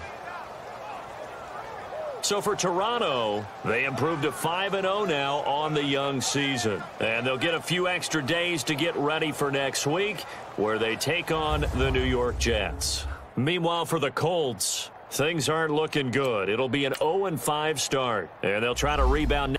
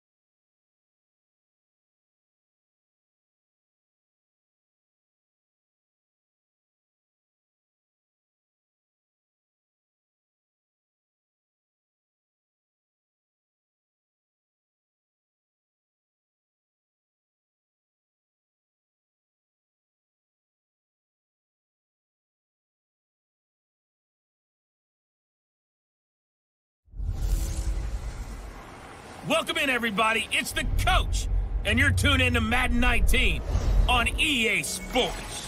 On tap is what should be a pretty good matchup between the New York Jets and the Toronto Huskies. I'll be back with you again with scores around the league at halftime. But kickoff right around the corner. And standing by to call the action, here are Brandon Godden and Charles Davis. All right, Coach, thank you very much. It's the National Football League presented by EA Sports.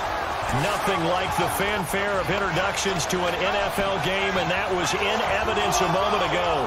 Fireworks, pyrotechnics, you name it. This crowd is ready as their guys get set to match up between the New York Jets and the Toronto Huskies. Alongside Charles Davis, I'm Brandon Gaudin. And Charles, we look at this Toronto ball club as they enter play here. They're off to a terrific start, unbeaten at 5-0 through the first month and change. And you can hang a lot of this early success on their defense, too. They're the tone setters for these guys, and the entire team feeds off of what they do. Meanwhile, for the visiting Jets, they too were winners last time out, so something's got to give here. And I love it when both teams come in off of wins. Great mindsets, and it usually leads to a really well-played game. Set to go now in Week 6 of the NFL season, and we are underway on EA Sports. That'll be taken in the end zone. And no run back here. This will be a touchback, and it comes out to the 25-yard line. So now here comes the Jet offense as they get ready to take over. Under center will be the Southern California native standing at 6'4", Sam Darnold. And it felt like in watching the game tape, he got everyone involved last week. He was a manager. He really was. That's a great way to put it because they ran the ball some, they threw it accurately. One touchdown pass, so he didn't, break the bank doing that, but he didn't throw any interceptions. That's the bottom line. That's why a defense loves a quarterback like that. Doesn't put them in bad situations.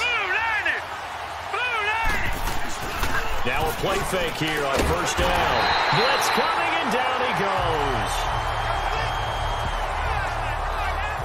Brandon, if I'm an offensive coordinator and I see an all-out rush like that, I file it away because I'm going to use their aggressiveness against them as this game goes on. I'm going to hit them with a screen soon. Here's Darnold now on second down. Throwing for his running back, and he's got him complete. And they'll blow that one up back at the 16-yard line. That'll be a loss of a yard, and it leads to a third down.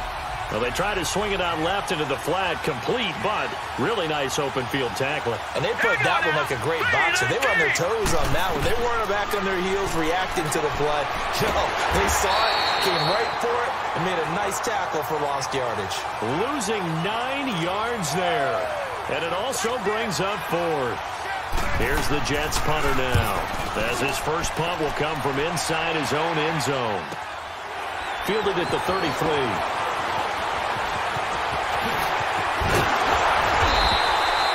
Terrific return there, 27 yards all told. And this offense, they're going to have excellent field position. They take over with a 1st and 10 on the short side of the field. So from the 39 now, they'll come up on a 1st and 10.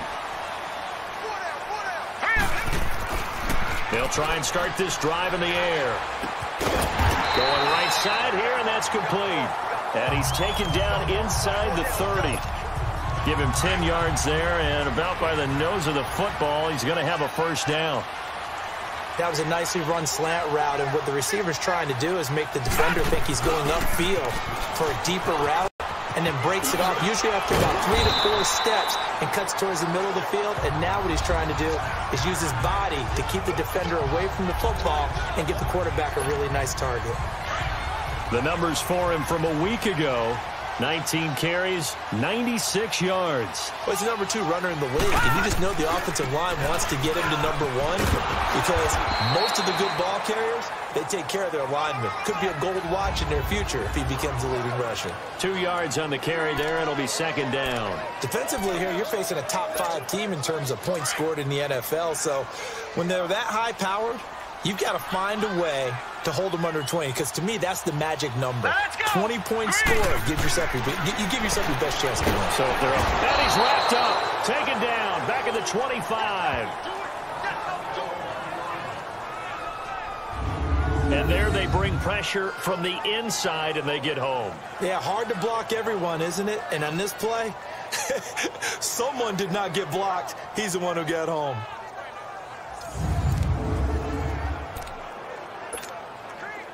And on third down, a nickel formation here defensively.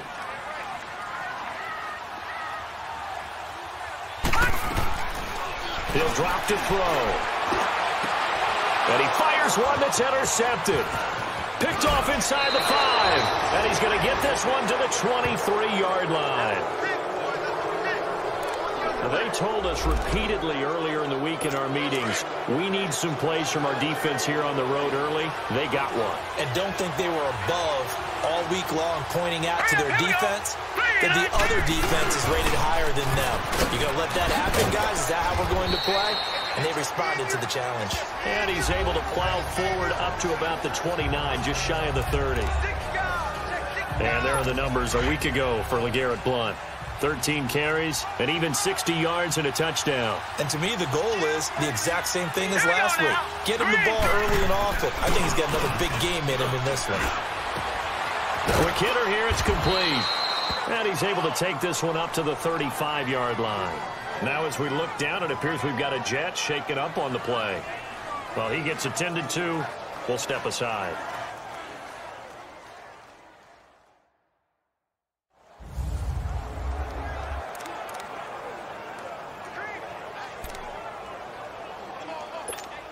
Ball up to the 35 now as they come up on 1st and 10. Here we go now. And they'll try the ground game here with the running back.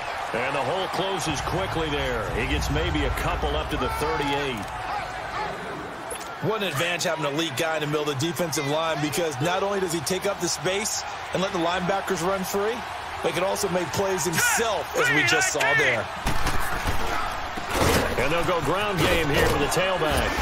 And he takes this up right near the 45-yard line. Good work to pick up 7 yards there. That gets him into a 3rd and 1 situation. And there we saw one of the downsides of blitzing during a rundown, because sometimes you get out of your gaps. You don't fit the run quite as well because you're headed towards the ball carrier with a bandit. And they'll go on the ground. And he got blown up, losing yardage on the play back at the 44. It'll be a loss of a yard, and that's going to make it 4th down. Excellent effort defensively by him. 2 tackles for a loss last week, now 1 here in the first quarter. He's an absolute disruptor, isn't he? And I think most offenses would love to go against guys who just want to hold the point of attack and try and keep things clean for their linebackers. But when they make those moves and they can get upfield, past the offensive line into the backfield, that's hard to handle.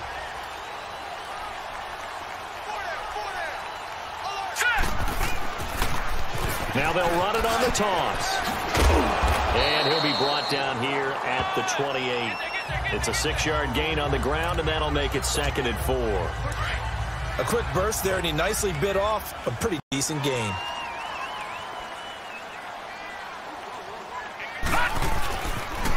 Now they'll run it on the toss. And he's taken down, but able to slip across the 35. A nice pick up there, 10 yards, and it'll move the sticks. And there we see an early burst that makes him one of the leading rushers in the league. Well, I want you to know, I listened to you yesterday when we were watching film. You said write down the word vision for him. It was on display there, wasn't it? It certainly was, because he allows the block to set up in front of him. And if that continues, it'll be a long afternoon for those guys trying to play some defense. That goes for a gain of 31. The last drive he threw the pick, but he's not shy. He's going downfield again there. And you can't be, because if you back off after throwing an interception, your whole game plan just goes right out the window, and it makes things easier for a defense. And you and I both know there's no quarterback in this league that's any good that doesn't throw an interception occasionally, and they usually bounce back in a big way. I've seen guys throw 5 and still find a way to win the game in the end.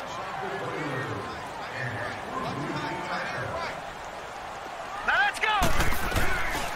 They'll look to throw here. He's got his man on the crossing route. That goes for a gain of 31. There will always be a place for methodically marching the ball downfield, but when you can pick it up in big chunks and strike like that, have explosive plays, that's often the difference in winning and losing. Those types of plays that can knock a defense off balance, that'll drive a team towards a victory. Now a throw to the end zone on first down, but it winds up incomplete. We're going to look now at the defense for the New York Jets. Against the pass, just numbers that they haven't liked. Number 30 in the league right now.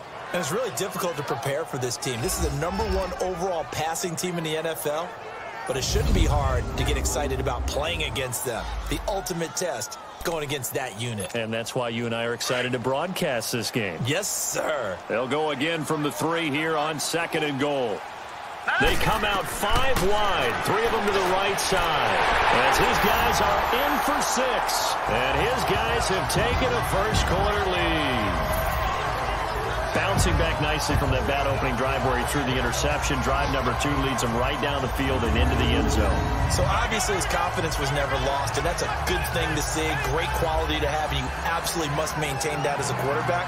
But I have to think that they're probably still on the script that they prepared for this game. Just the second drive. They've worked on these plays all week in practice. Put them to good use on that one. Extra point right down the middle. And it's now a 7-0 game.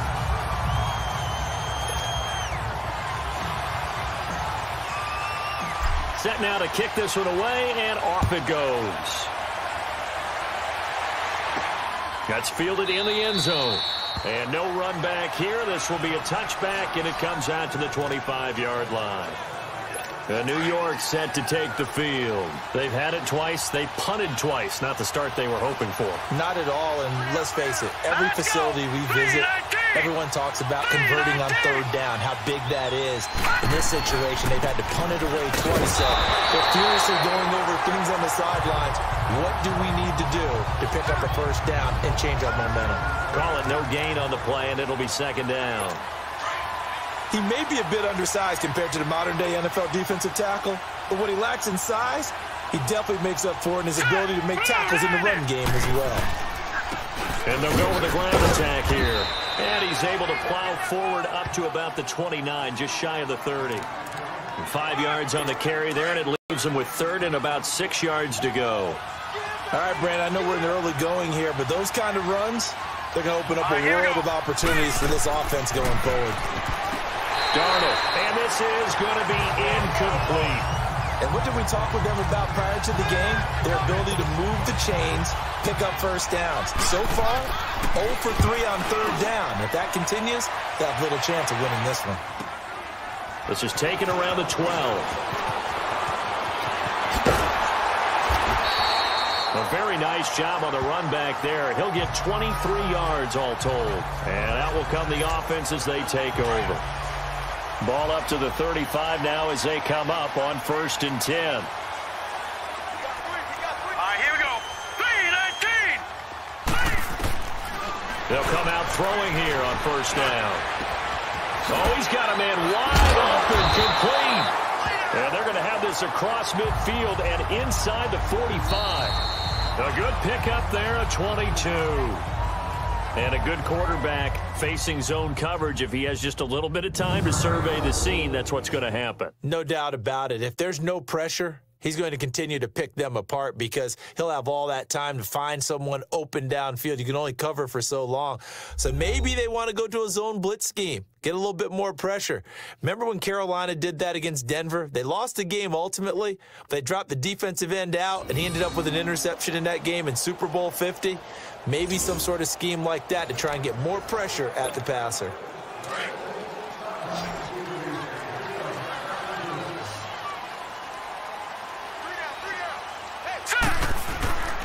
On first down, he'll drop to throw. Nowhere to go here. He lost the football.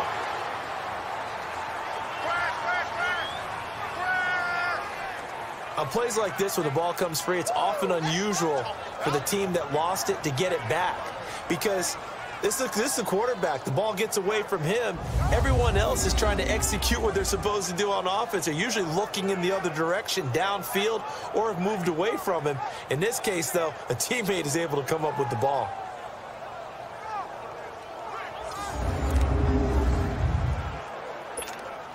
The first down play, to be frank, nothing short of awful, and now they have to deal with second and very long. All right, here we go. They'll run it now out of the gun. And they won't fare much better here as he maybe gets back to the line. No gain on the play this time, and it'll be a 3rd and long situation coming up. Perfectly designed blitz right there. They took that one from the grease board to the field because they were able to free up their linebacker to get into the backfield and spill the play. First by him near the 35. He's got his tight end in Njoku. He got 29 yards that time. And defensively, they were in zone coverage there. Do you have to be a little careful? You're losing playing against a good quarterback like he is to not play too much zone? Yeah, you have to be careful about how much time you're giving up. I think it's a good point you just brought up. So maybe if you still want to play zone, you go to a zone blitz scheme. And you can drop anyone out of your defensive front, defensive end, defensive tackle. It doesn't matter. You just exchange someone to bring more pressure towards the quarterback and still try and cover downfield. They'll run it now out of the gun. Call it no gain that time as it's going to leave them with a 3rd and about 3 to go.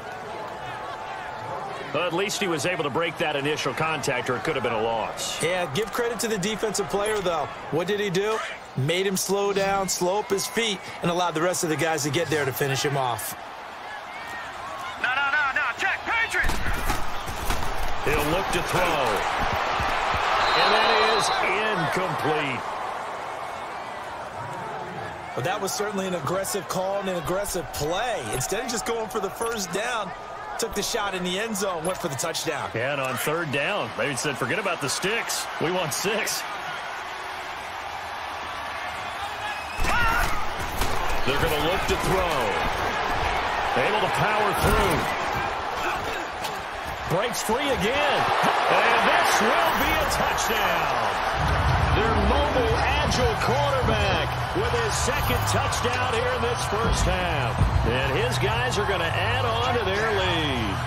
That score was not a game clincher by any stretch of the imagination. But the other team now has to be careful to not let this game begin to slip away.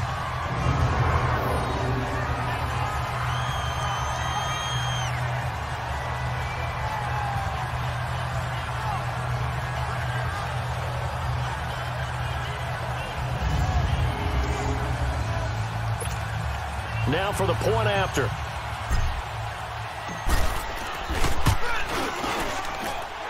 Point after, right down the middle. And that'll make the score 14-0. So that drive takes him down the field in 8 plays. And the capper, a 19-yard touchdown run.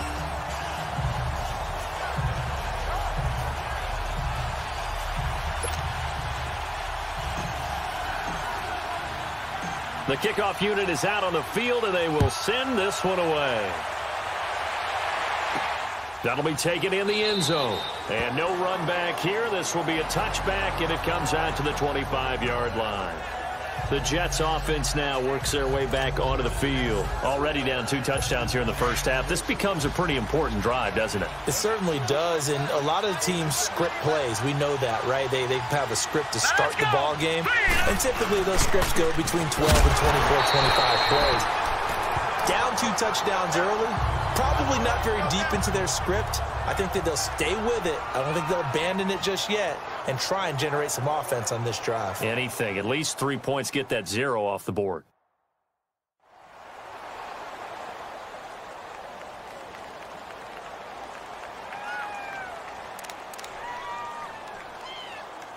After the loss to start out, here's 2nd and 11. Here we go now. Blue 90. Blue 90. Now a handoff here to his running back. And he'll fight forward to about the 27-yard line. Give him 3 yards on the run there. That still leaves him with a difficult 3rd and 8 coming up. Sometimes your philosophies get challenged at times you don't want them to. They did try to stick to the running game on the first 2 plays. Didn't amount to much. And now facing a 3rd and long at the outset of this drive. Call it a loss of 14 on the play, and that'll bring up 4th down.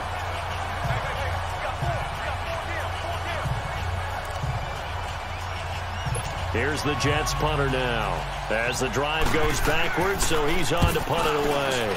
He gets this one away, and boy, it's another boomer.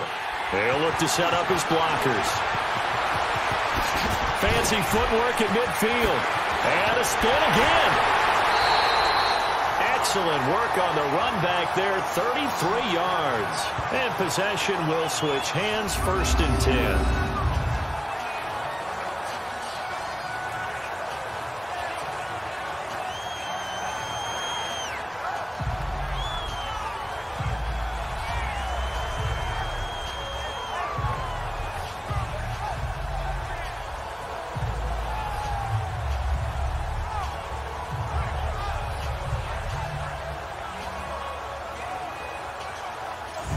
Out comes this offensive unit as they get set to take over here. And that last drive, a long drive, but not just that. They had a great air attack going. Do they stick with that? I would think that they would, because if they were confident enough to do it on the last drive, starting backed up in their own territory, why would you change anything? They've got to be confident about what they're presenting and continue to do so. Yeah, because the secondary, they really look clueless. And that was amazing because that drive went and went, no adjustments, and no big plays by the defense to knock the ball away. Now here's a pass on 1st down that's knocked away and incomplete.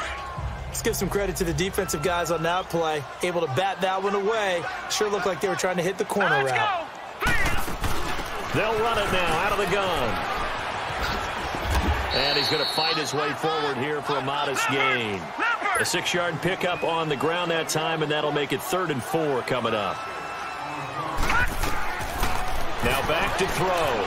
He may try and run for this. And inside the 20 before he's brought down. Give him 10 that time, escaping the danger, running with it, and picking up a 1st down. Back to throw now on 1st down. And he's into the end zone for the receiving touchdown.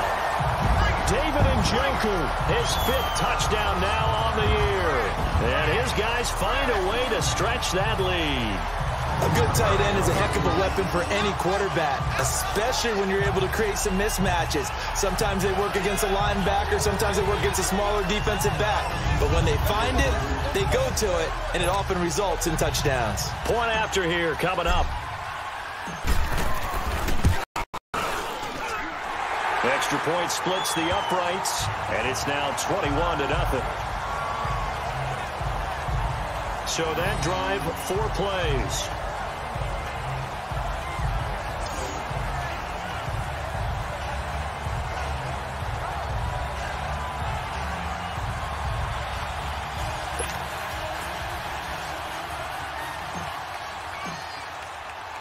The kickoff team on the field now as they will send this one away. That's fielded in the end zone. And no run back here. This will be a touchback, and it comes out to the 25-yard line. A look at the running back, the man out of the backfield as he gears up to go again. You can count his carries on one finger. They've only given him the rock one time, Charles. What gives? So we can't draw any conclusions just yet. He has to touch the ball multiple times in order to get into a rhythm, and have a chance to have success. You know who else gets into a rhythm? The offensive line. They feel better about what they're doing when they know they've had multiple opportunities to get it done. Yeah, with the conclusion we draw so far, they're losing here in the second quarter. Let's see if they change tunes. And on the ground they go with a running back. And he is met in his tracks behind the line of scrimmage. It's a loss of 2, now 3rd down. These guys have punted 4 times already, and they're staring at a 5th, barring a conversion here on 3rd down. 2 minutes to go here in the first half. Back with more after this.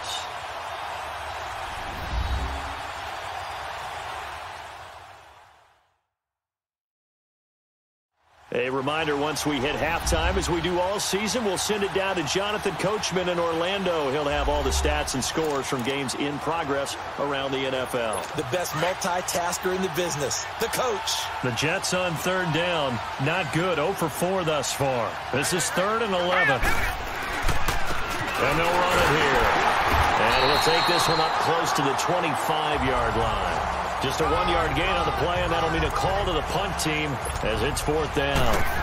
That didn't appear to be a run blitz. He just darted in once he saw the run develop. That appeared to be a case of see ball, get ball.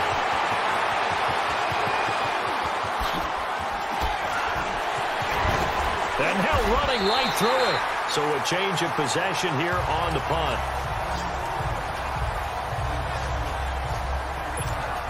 Now this offensive unit ready to see what they can do here. They are clicking on all cylinders. They seem to be just scoring at will right now, and that's why they've opened up this big lead. Now we always talk about getting into the zone, and all athletes are seeking that, aren't they? Where everything is working for them, every move they make works, it clicks, and they are on point right now. Yeah, they are in that zone that you're talking about. I think it's pretty safe to say that when you have 3 touchdowns, the last thing you want to do is hang one up there and put it in jeopardy and possibly get it intercepted. Got a nice lead. You should be able to protect it. But if you get careless with the football, look out. A good pick up there, 26 yards. Now on 1st down, he'll drop to throw it. Help, and it's caught. Touchdown. In for the score. And his guys are going to add on to their lead. And man, Charles, talk about zinging something in there. Those gloves, they help with one-handed catches, the fun stuff. Any padding for a rocket like that? One would think so, but I'll guarantee you this. After that throw, his hands will hurt later. Not right now in the moment. He's just feeling good about catching it. Yeah, a little stinger, but a touchdown. Now the try here for the extra point.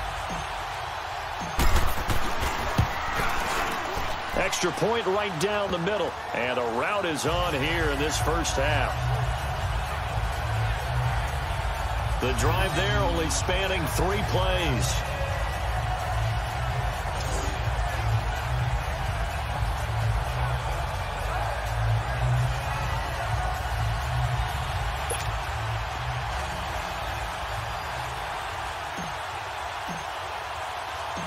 Out is the kickoff unit as they run up and send this one away.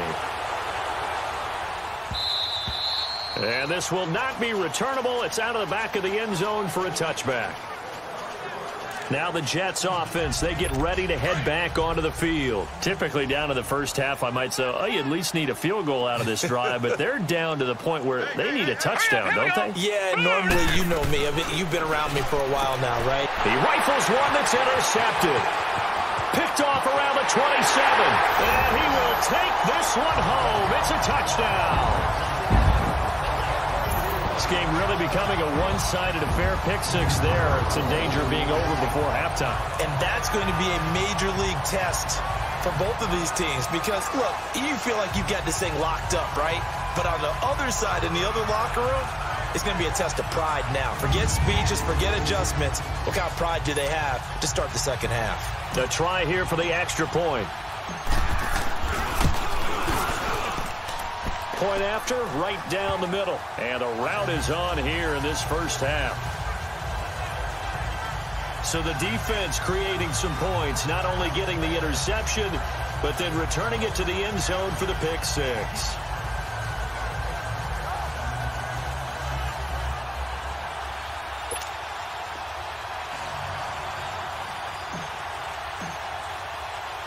So they'll get another shot on offense following that pick six. And now the kick is away.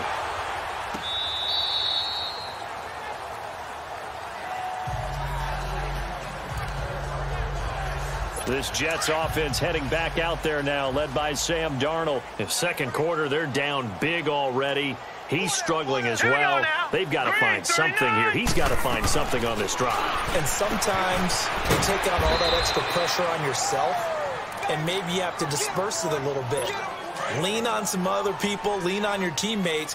Find someone who can take the pressure off and get the ball in their hands for a while. Or this, if he doesn't, this is getting out of hand, or it could get worse. And he fumbled it. It's on the ground. Now the Jets going to use the second of their 3 timeouts as they'll stop it with a little over 30 seconds to go in the first half of play.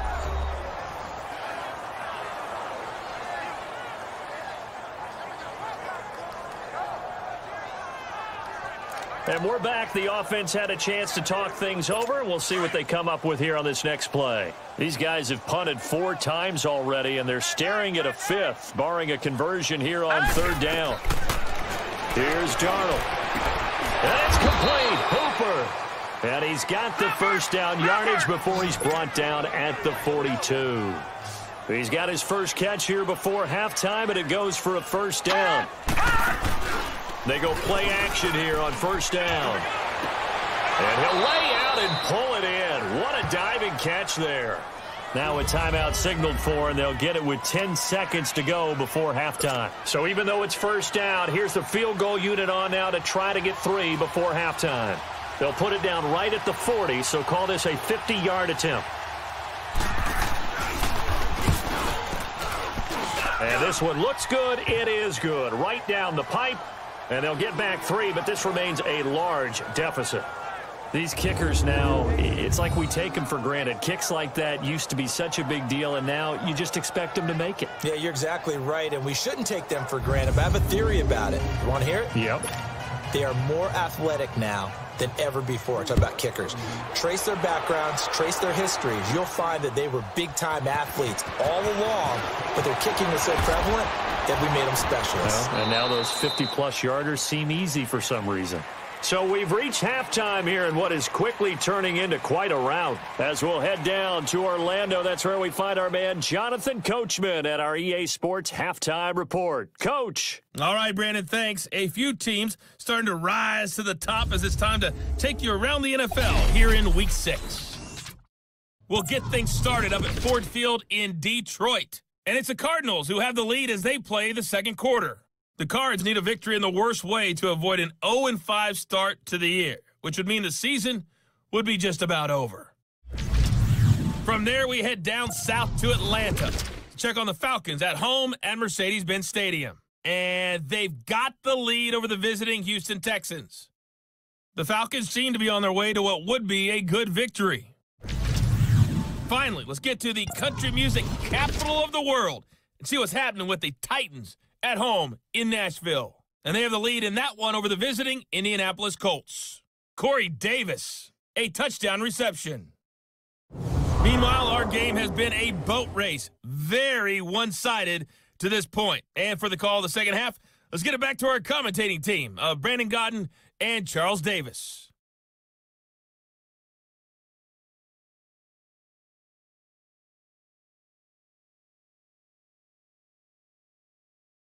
All right, Coach, thank you, and we welcome everyone back for quarter number 3. Both teams appear ready for the fight ahead, and we resume action here in quarter number 3. This is fielded at the goal line. Breaks a tackle. And he'll take it back to about the 19-yard line.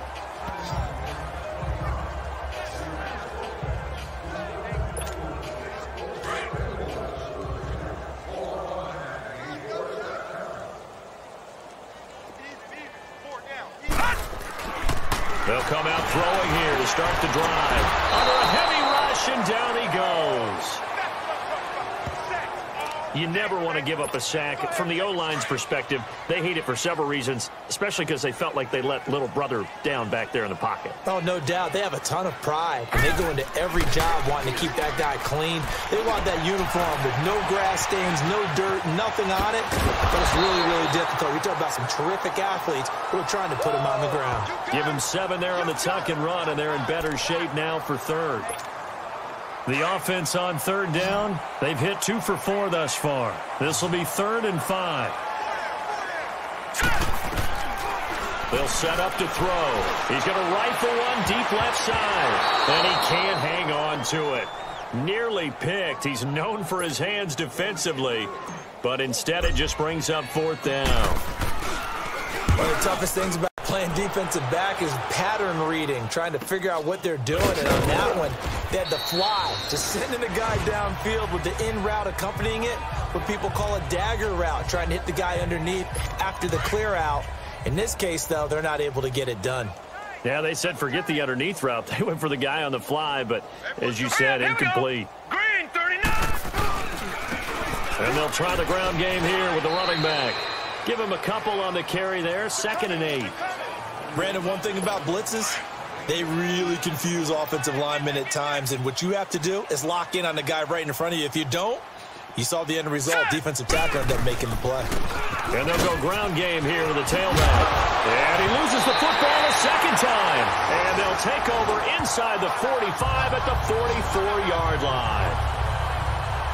Often on fumbles, you look at the guy who coughed it up and say, geez, what did he do? But, hey, let's tip the cap to the defense here. Not a problem at all, my man. I'm not even going to tip it. I'm going to doff my cap to him. Congratulations. Big-time play. Knocking it free and creating something good for your team. So out now comes the offense back onto the field. And on the last go-around, they really couldn't get anything going. They had to punt from deep inside their own territory, which means they're going to lose the field position battle as a general rule.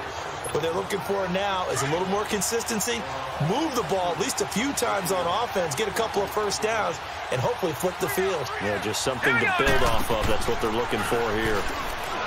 Back to throw here. And just shutting him off there. Oh, he got position on him, and he pulls it in.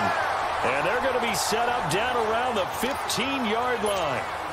He got 29 yards that time. There are so many things to watch for when you play defense.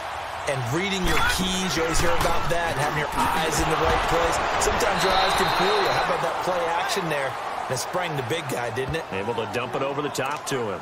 He lost 6 there on the first down play. Yeah, let me puff out my chest a little bit, even though I'm not rooting for either team.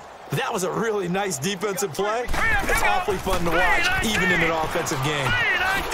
And this one goes nowhere. Losing yardage back at the 22. It'll go as a loss of a yard, and it'll set up 3rd down. So, Brandon, when this offense gathers together to watch tape for this game, they're going to be feeling pretty good about themselves until the coaches get upset about the play we just saw. But you know their defense is going to be. But we put up big points all game long. The defense is going to win one every now and then. Now on 3rd and long, they'll look to throw. That is caught at the 7. And he's going to be brought down just shy of the 5 at the 6. They wind up getting 16, but even that's not quite enough. It's 4th down. Boy, they had a lot of real estate to make up there, but what a big-time play for them. Nice completion, excellent gain. Now they're in 4th and manageable. Just a little short, though, of that marker. That drive took him inside the 10. Good job defensively to hold him to 3. Yeah, I like how you did that. Give a little tip of the cap to the stop troops there because they didn't give up a touchdown in that situation, right? Made them kick the field goal. And, yeah, points went against them, but that feels a whole lot better running off the field. So out now come the Jets. And the turnover last time, that's sort of been symptomatic of their struggles here in this one. Big word. I like it, though, because you're exactly right. Like that, don't you? All game long, they've struggled moving the ball, turning it over on the last possession. Is that word again, symptomatic? Yeah. I like that. Your analysis, symptomatic of the success of this broadcast. What I like is that you gave me the word, and I just kept using it. Now, that's how you start to get back in the good graces of your head coach. Remember, he fumbled on the last possession. How about the faith they showed him, giving him the ball again, and he repaid him, picking up a first down. Throwing on first down, but this one winds up to be incomplete. When everything is in sync on defense, that means everyone's communicating really well, and sometimes it's nonverbal. They just know that when a receiver's in one spot, this person may have him, and he's in another spot, the next defender may have him. And they've squeezed the passing lanes down to where it's so difficult to find an open area to deliver the football. They've made it tough on them all game long. I can't help it. I'm just sitting back in admiration right now. This defense tells everyone that plays against them, you're not beating us running the football. That's who we are. That's what we're about. It's not going to happen. If you're going to beat us, you better pick another way. Can't get away, and he's taken down. It's been a tough one all game long for this offensive line. They're already down big, and now you know they're just going to come after the quarterback in a big way, don't you? Yeah, they just can't get out of their own way right now. It's created an avalanche, and an avalanche is coming right on top of it. That'll go as a punt of 34 yards that time. And now back out comes the offense. And last time they got 3 points, but it was a chip shot field goal. And when you go to the sideline after a chip shot field goal, maybe the offense not too happy. It's a balancing act, isn't it? Because you're exactly right. They're none too pleased that they didn't punch it in for 6 points. But they also have to remember they did put points on the board. 3 points is 3 points. And in this league, you take points when you can get them. Not easily done. Now he'll look to throw here on 2nd and 10. Rush coming, and he's taken down. Darren Lee in there to pick up his 2nd sack now of the afternoon. The amount of sacks that they've absorbed in this game is absolutely extraordinary. Let's just face it. This offensive line, flat out, cannot handle this pass rush. It's been demonstrated time and time again. He's going to run, but he's got a long way to go. 5 yards that time out of the scramble. But now they're looking at a 4th down situation. And, partner, I would guess that in his headset he was hearing from his coach, it's 3rd down, don't take a sack. And in this case, he's able to avoid the pressure and get out of there. He doesn't get the 1st down, but he does turn a possible loss into positive yardage. 51 yards on the punt there. And the Jets will take over 1st and 10. The 4th down run successful. Now they look to pay it off on 1st down. Now let's go. 3. And they'll go on the ground. And he powers his way up past the 30. It's a pickup of 4, and it'll bring up 2nd down. Well, if the coaching staff's doing a good job upstairs, they'll file away what they just saw from the defense right there. They sold out to stop that running play. I'd say keep that in mind. They want to try that again, go play action, hit them over the top. Now a handoff working right. And he'll scratch out only about a yard up to the 32. Well, they had that one snipped out. Excellent run blitz. Stop that one for a short gain. What makes a good run blitz a good run blitz? The ability to stay on task, to follow up your assignment, go to the gap you're supposed to cover, and not be deterred by anything else. These guys have punted 4 times already, and they're staring at a 5th, barring a conversion here on 3rd down. Now it's Darnold. That's caught over the middle. Hooper. And he's got the 1st before he's brought down at the 39-yard line. 7 yards there, good enough to move the sticks. Well, sometimes our pregame meetings do pay off, don't they? What do the guys in the locker room call him? Well, they said it with a chuckle. They called him Old Reliable. Yeah, that means he doesn't move quite as fast as he used to, but he still knows all the tricks, doesn't he? Even that little gentle push-off in order to get open, he finds a way to pick up a 1st down. Never make the mistake that the slot receivers, especially the little guys like we're watching here, are just quicker than fast. A lot of them combine quickness and speed, and they catch a lot of footballs, as we just saw there. And finding the tight end, Hooper. 11 more on that one, and another 1st down.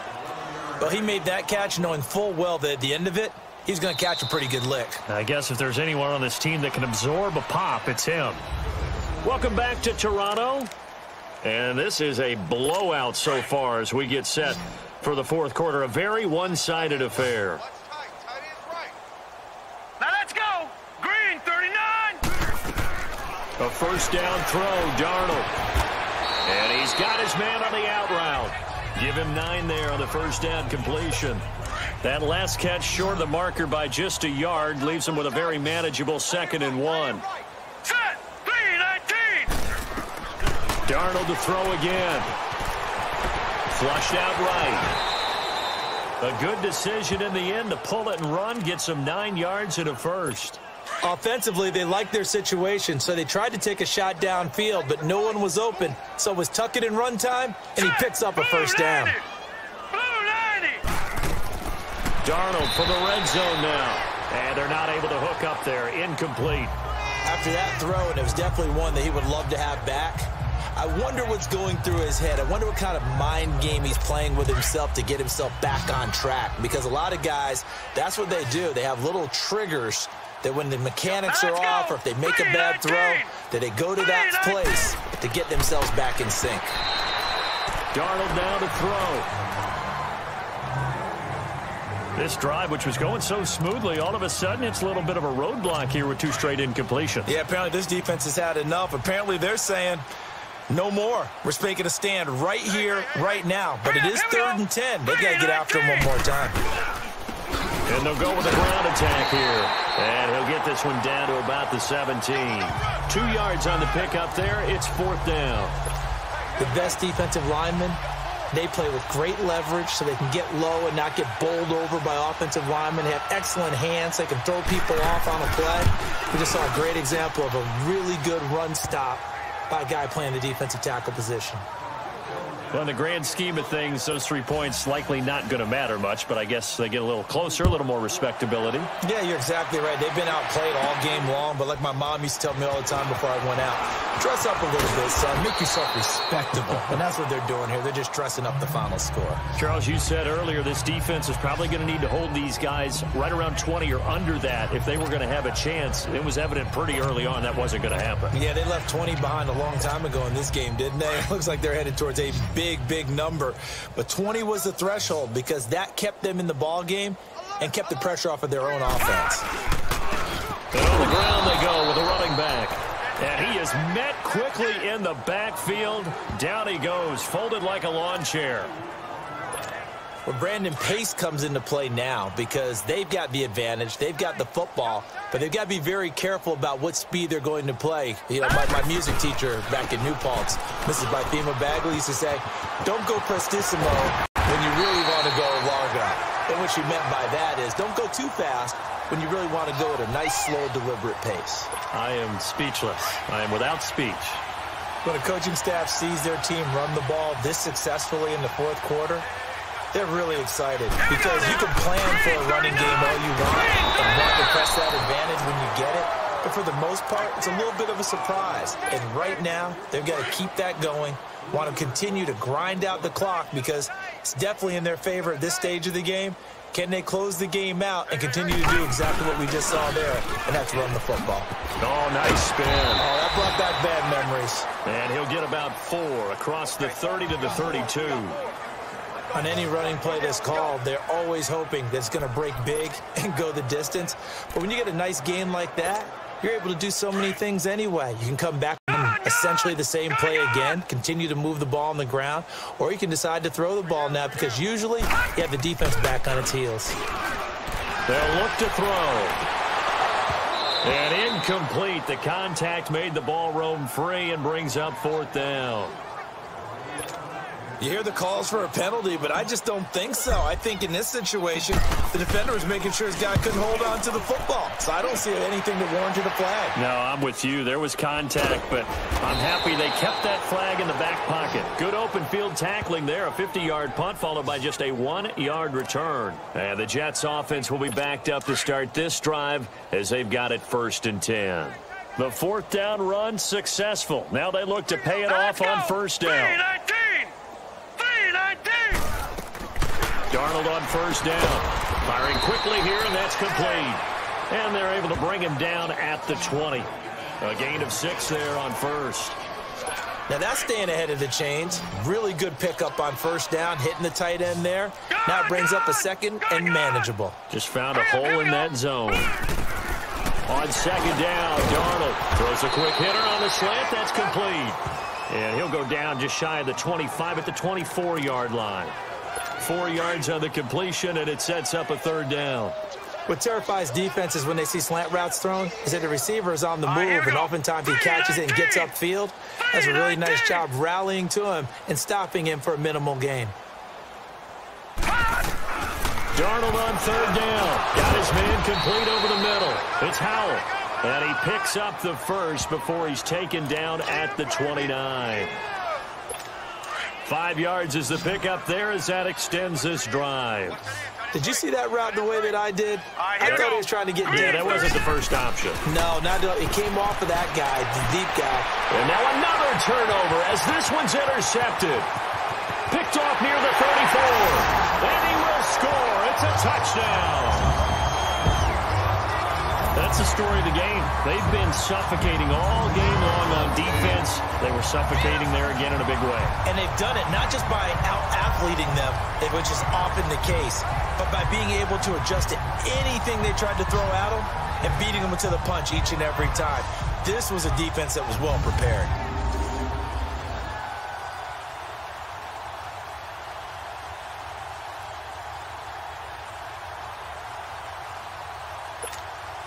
Now they'll line up to kick the extra point. The extra point splits the uprights, and the lead will swell by one more. A heck of a play there defensively, getting the interception, navigating his way into the end zone for the touchdown.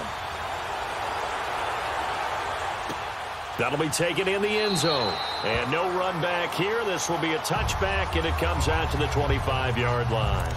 The Jets offensive unit ready to get going here. Darnold going to lead the Jets up now, 1st and 10 at their 25-yard line. Fresh off the pick six, it's Darnold. And past the 40 before he's out of bounds. An excellent way to start the drive there, 18 yards.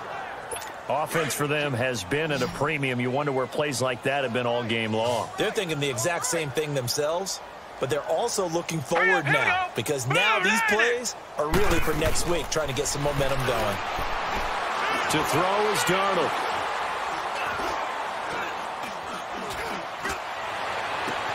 Oh, a battle for it here, and this will be caught. A good pickup there, 26 yards. Line of scrimmage, the 31 now on 1st and 10. Time for a break. This one, all over but the shouting. We'll finish it after this. So it's Jets football as we get you reset here. They've got a 1st and 10 as they search for a late score. On 1st and 10, Darnold. Over the middle, complete. That's Howell. And inside the 20 before he's brought down. Back-to-back nice gains. That one for 14 yards and another first. From the red zone now, they'll look to throw. Out to the flat. That's complete to his running back. And he'll take it down here just shy of the 15 at the 16-yard line. Now they got to get to the line quickly. To the air again, Darnold. Now a loose football. The ball comes out, and this is picked up by the defense. And a big turnover there as his guys will get the football back. And I don't know that that fumble's going to matter a whole lot. You look at the deficit here in the 4th. It doesn't matter. The coach on the sideline still scratching his head. Yeah, not only scratching his head, but probably writing a note or two about, we're going to address this come practice next week because maybe that's the reason we're down this far. Doesn't matter at this point, but being sloppy throughout the game, not going to help them improve.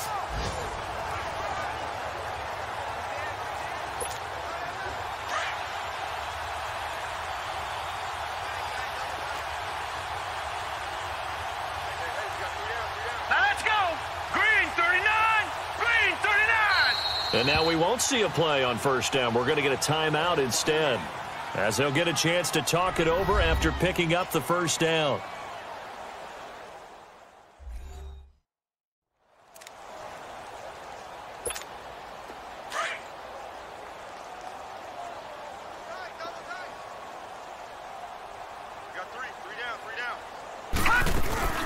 They'll run it now out of the gun.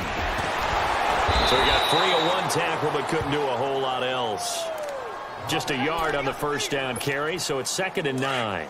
That's it. That's what you want. Straight ahead positive gain. Just keep that clock ticking. Now they try the right side here. Spins past him. Oh, and now he bowls him over. Call it an 8-yard gain. Much better shape now on 3rd and just a yard. Okay, he didn't break that one all the way, but you got to know that he feels like he's right on the verge, and that's probably exactly what he's telling him in the huddle right now. They'll look to throw here, and almost picked off. I guess the good news for them now, it's 4th down. Perhaps they overthought this one a little bit. They've been running it real well on this drive, and it was 3rd and short, okay? They decided to throw the football incomplete. Yeah, they might have thought just a little bit too hard about that play selection. A big kick, 50 yards that time with a return of 4. Getting set to go again as we look at the back heading onto the field again. And in the early going, the running game, as we see the numbers, it just wasn't on point. Well, now it's gotten more true to form. And sometimes it takes a little while for an offensive line to get in sync, because early in a game, defenses throw different patterns at you, different formations, different sets, and you might not block them quite the way you want to, but as you start to get into a groove and you figure out what they're doing, now it all... And he's going to be intercepted a 3rd time. Picked off at the 19, and a big turnover there as his guys will get the football back. This spot in the 4th quarter with that deficit, had to throw the football. Unfortunately, there's the risk of big turnover. And you know you're going to be throwing against nickel, dime, all sorts of exotic defenses, but you have to do it anyway. Ordinarily, you might want to run the football a little bit, try and get them out of it. But as you noted, this time of the game, this point on the clock, had to throw it. Now this offense ready to head back out there. They have the dream scenario you hope for coming into the game. Just one kneel here, and this game should be over. And it's always the final play of preparation each week. The practicing of the kneel-down formation, the victory formation. We've got a game in hand, and that's all they're going to want to do now. They'll put someone back deep just in case something goes haywire. But all in all, take the snap, kneel down, and shake hands. Yes, get out of there. Give them 3 on 1st down. It'll set up a 2nd and 7. They tried a quick hitter inside, but that one was swallowed up because what they're hoping, those big defensive linemen will take the bait and move laterally and open up a crease that they can run through. Didn't happen on that play. Check. Now let's go. Now a handoff working right.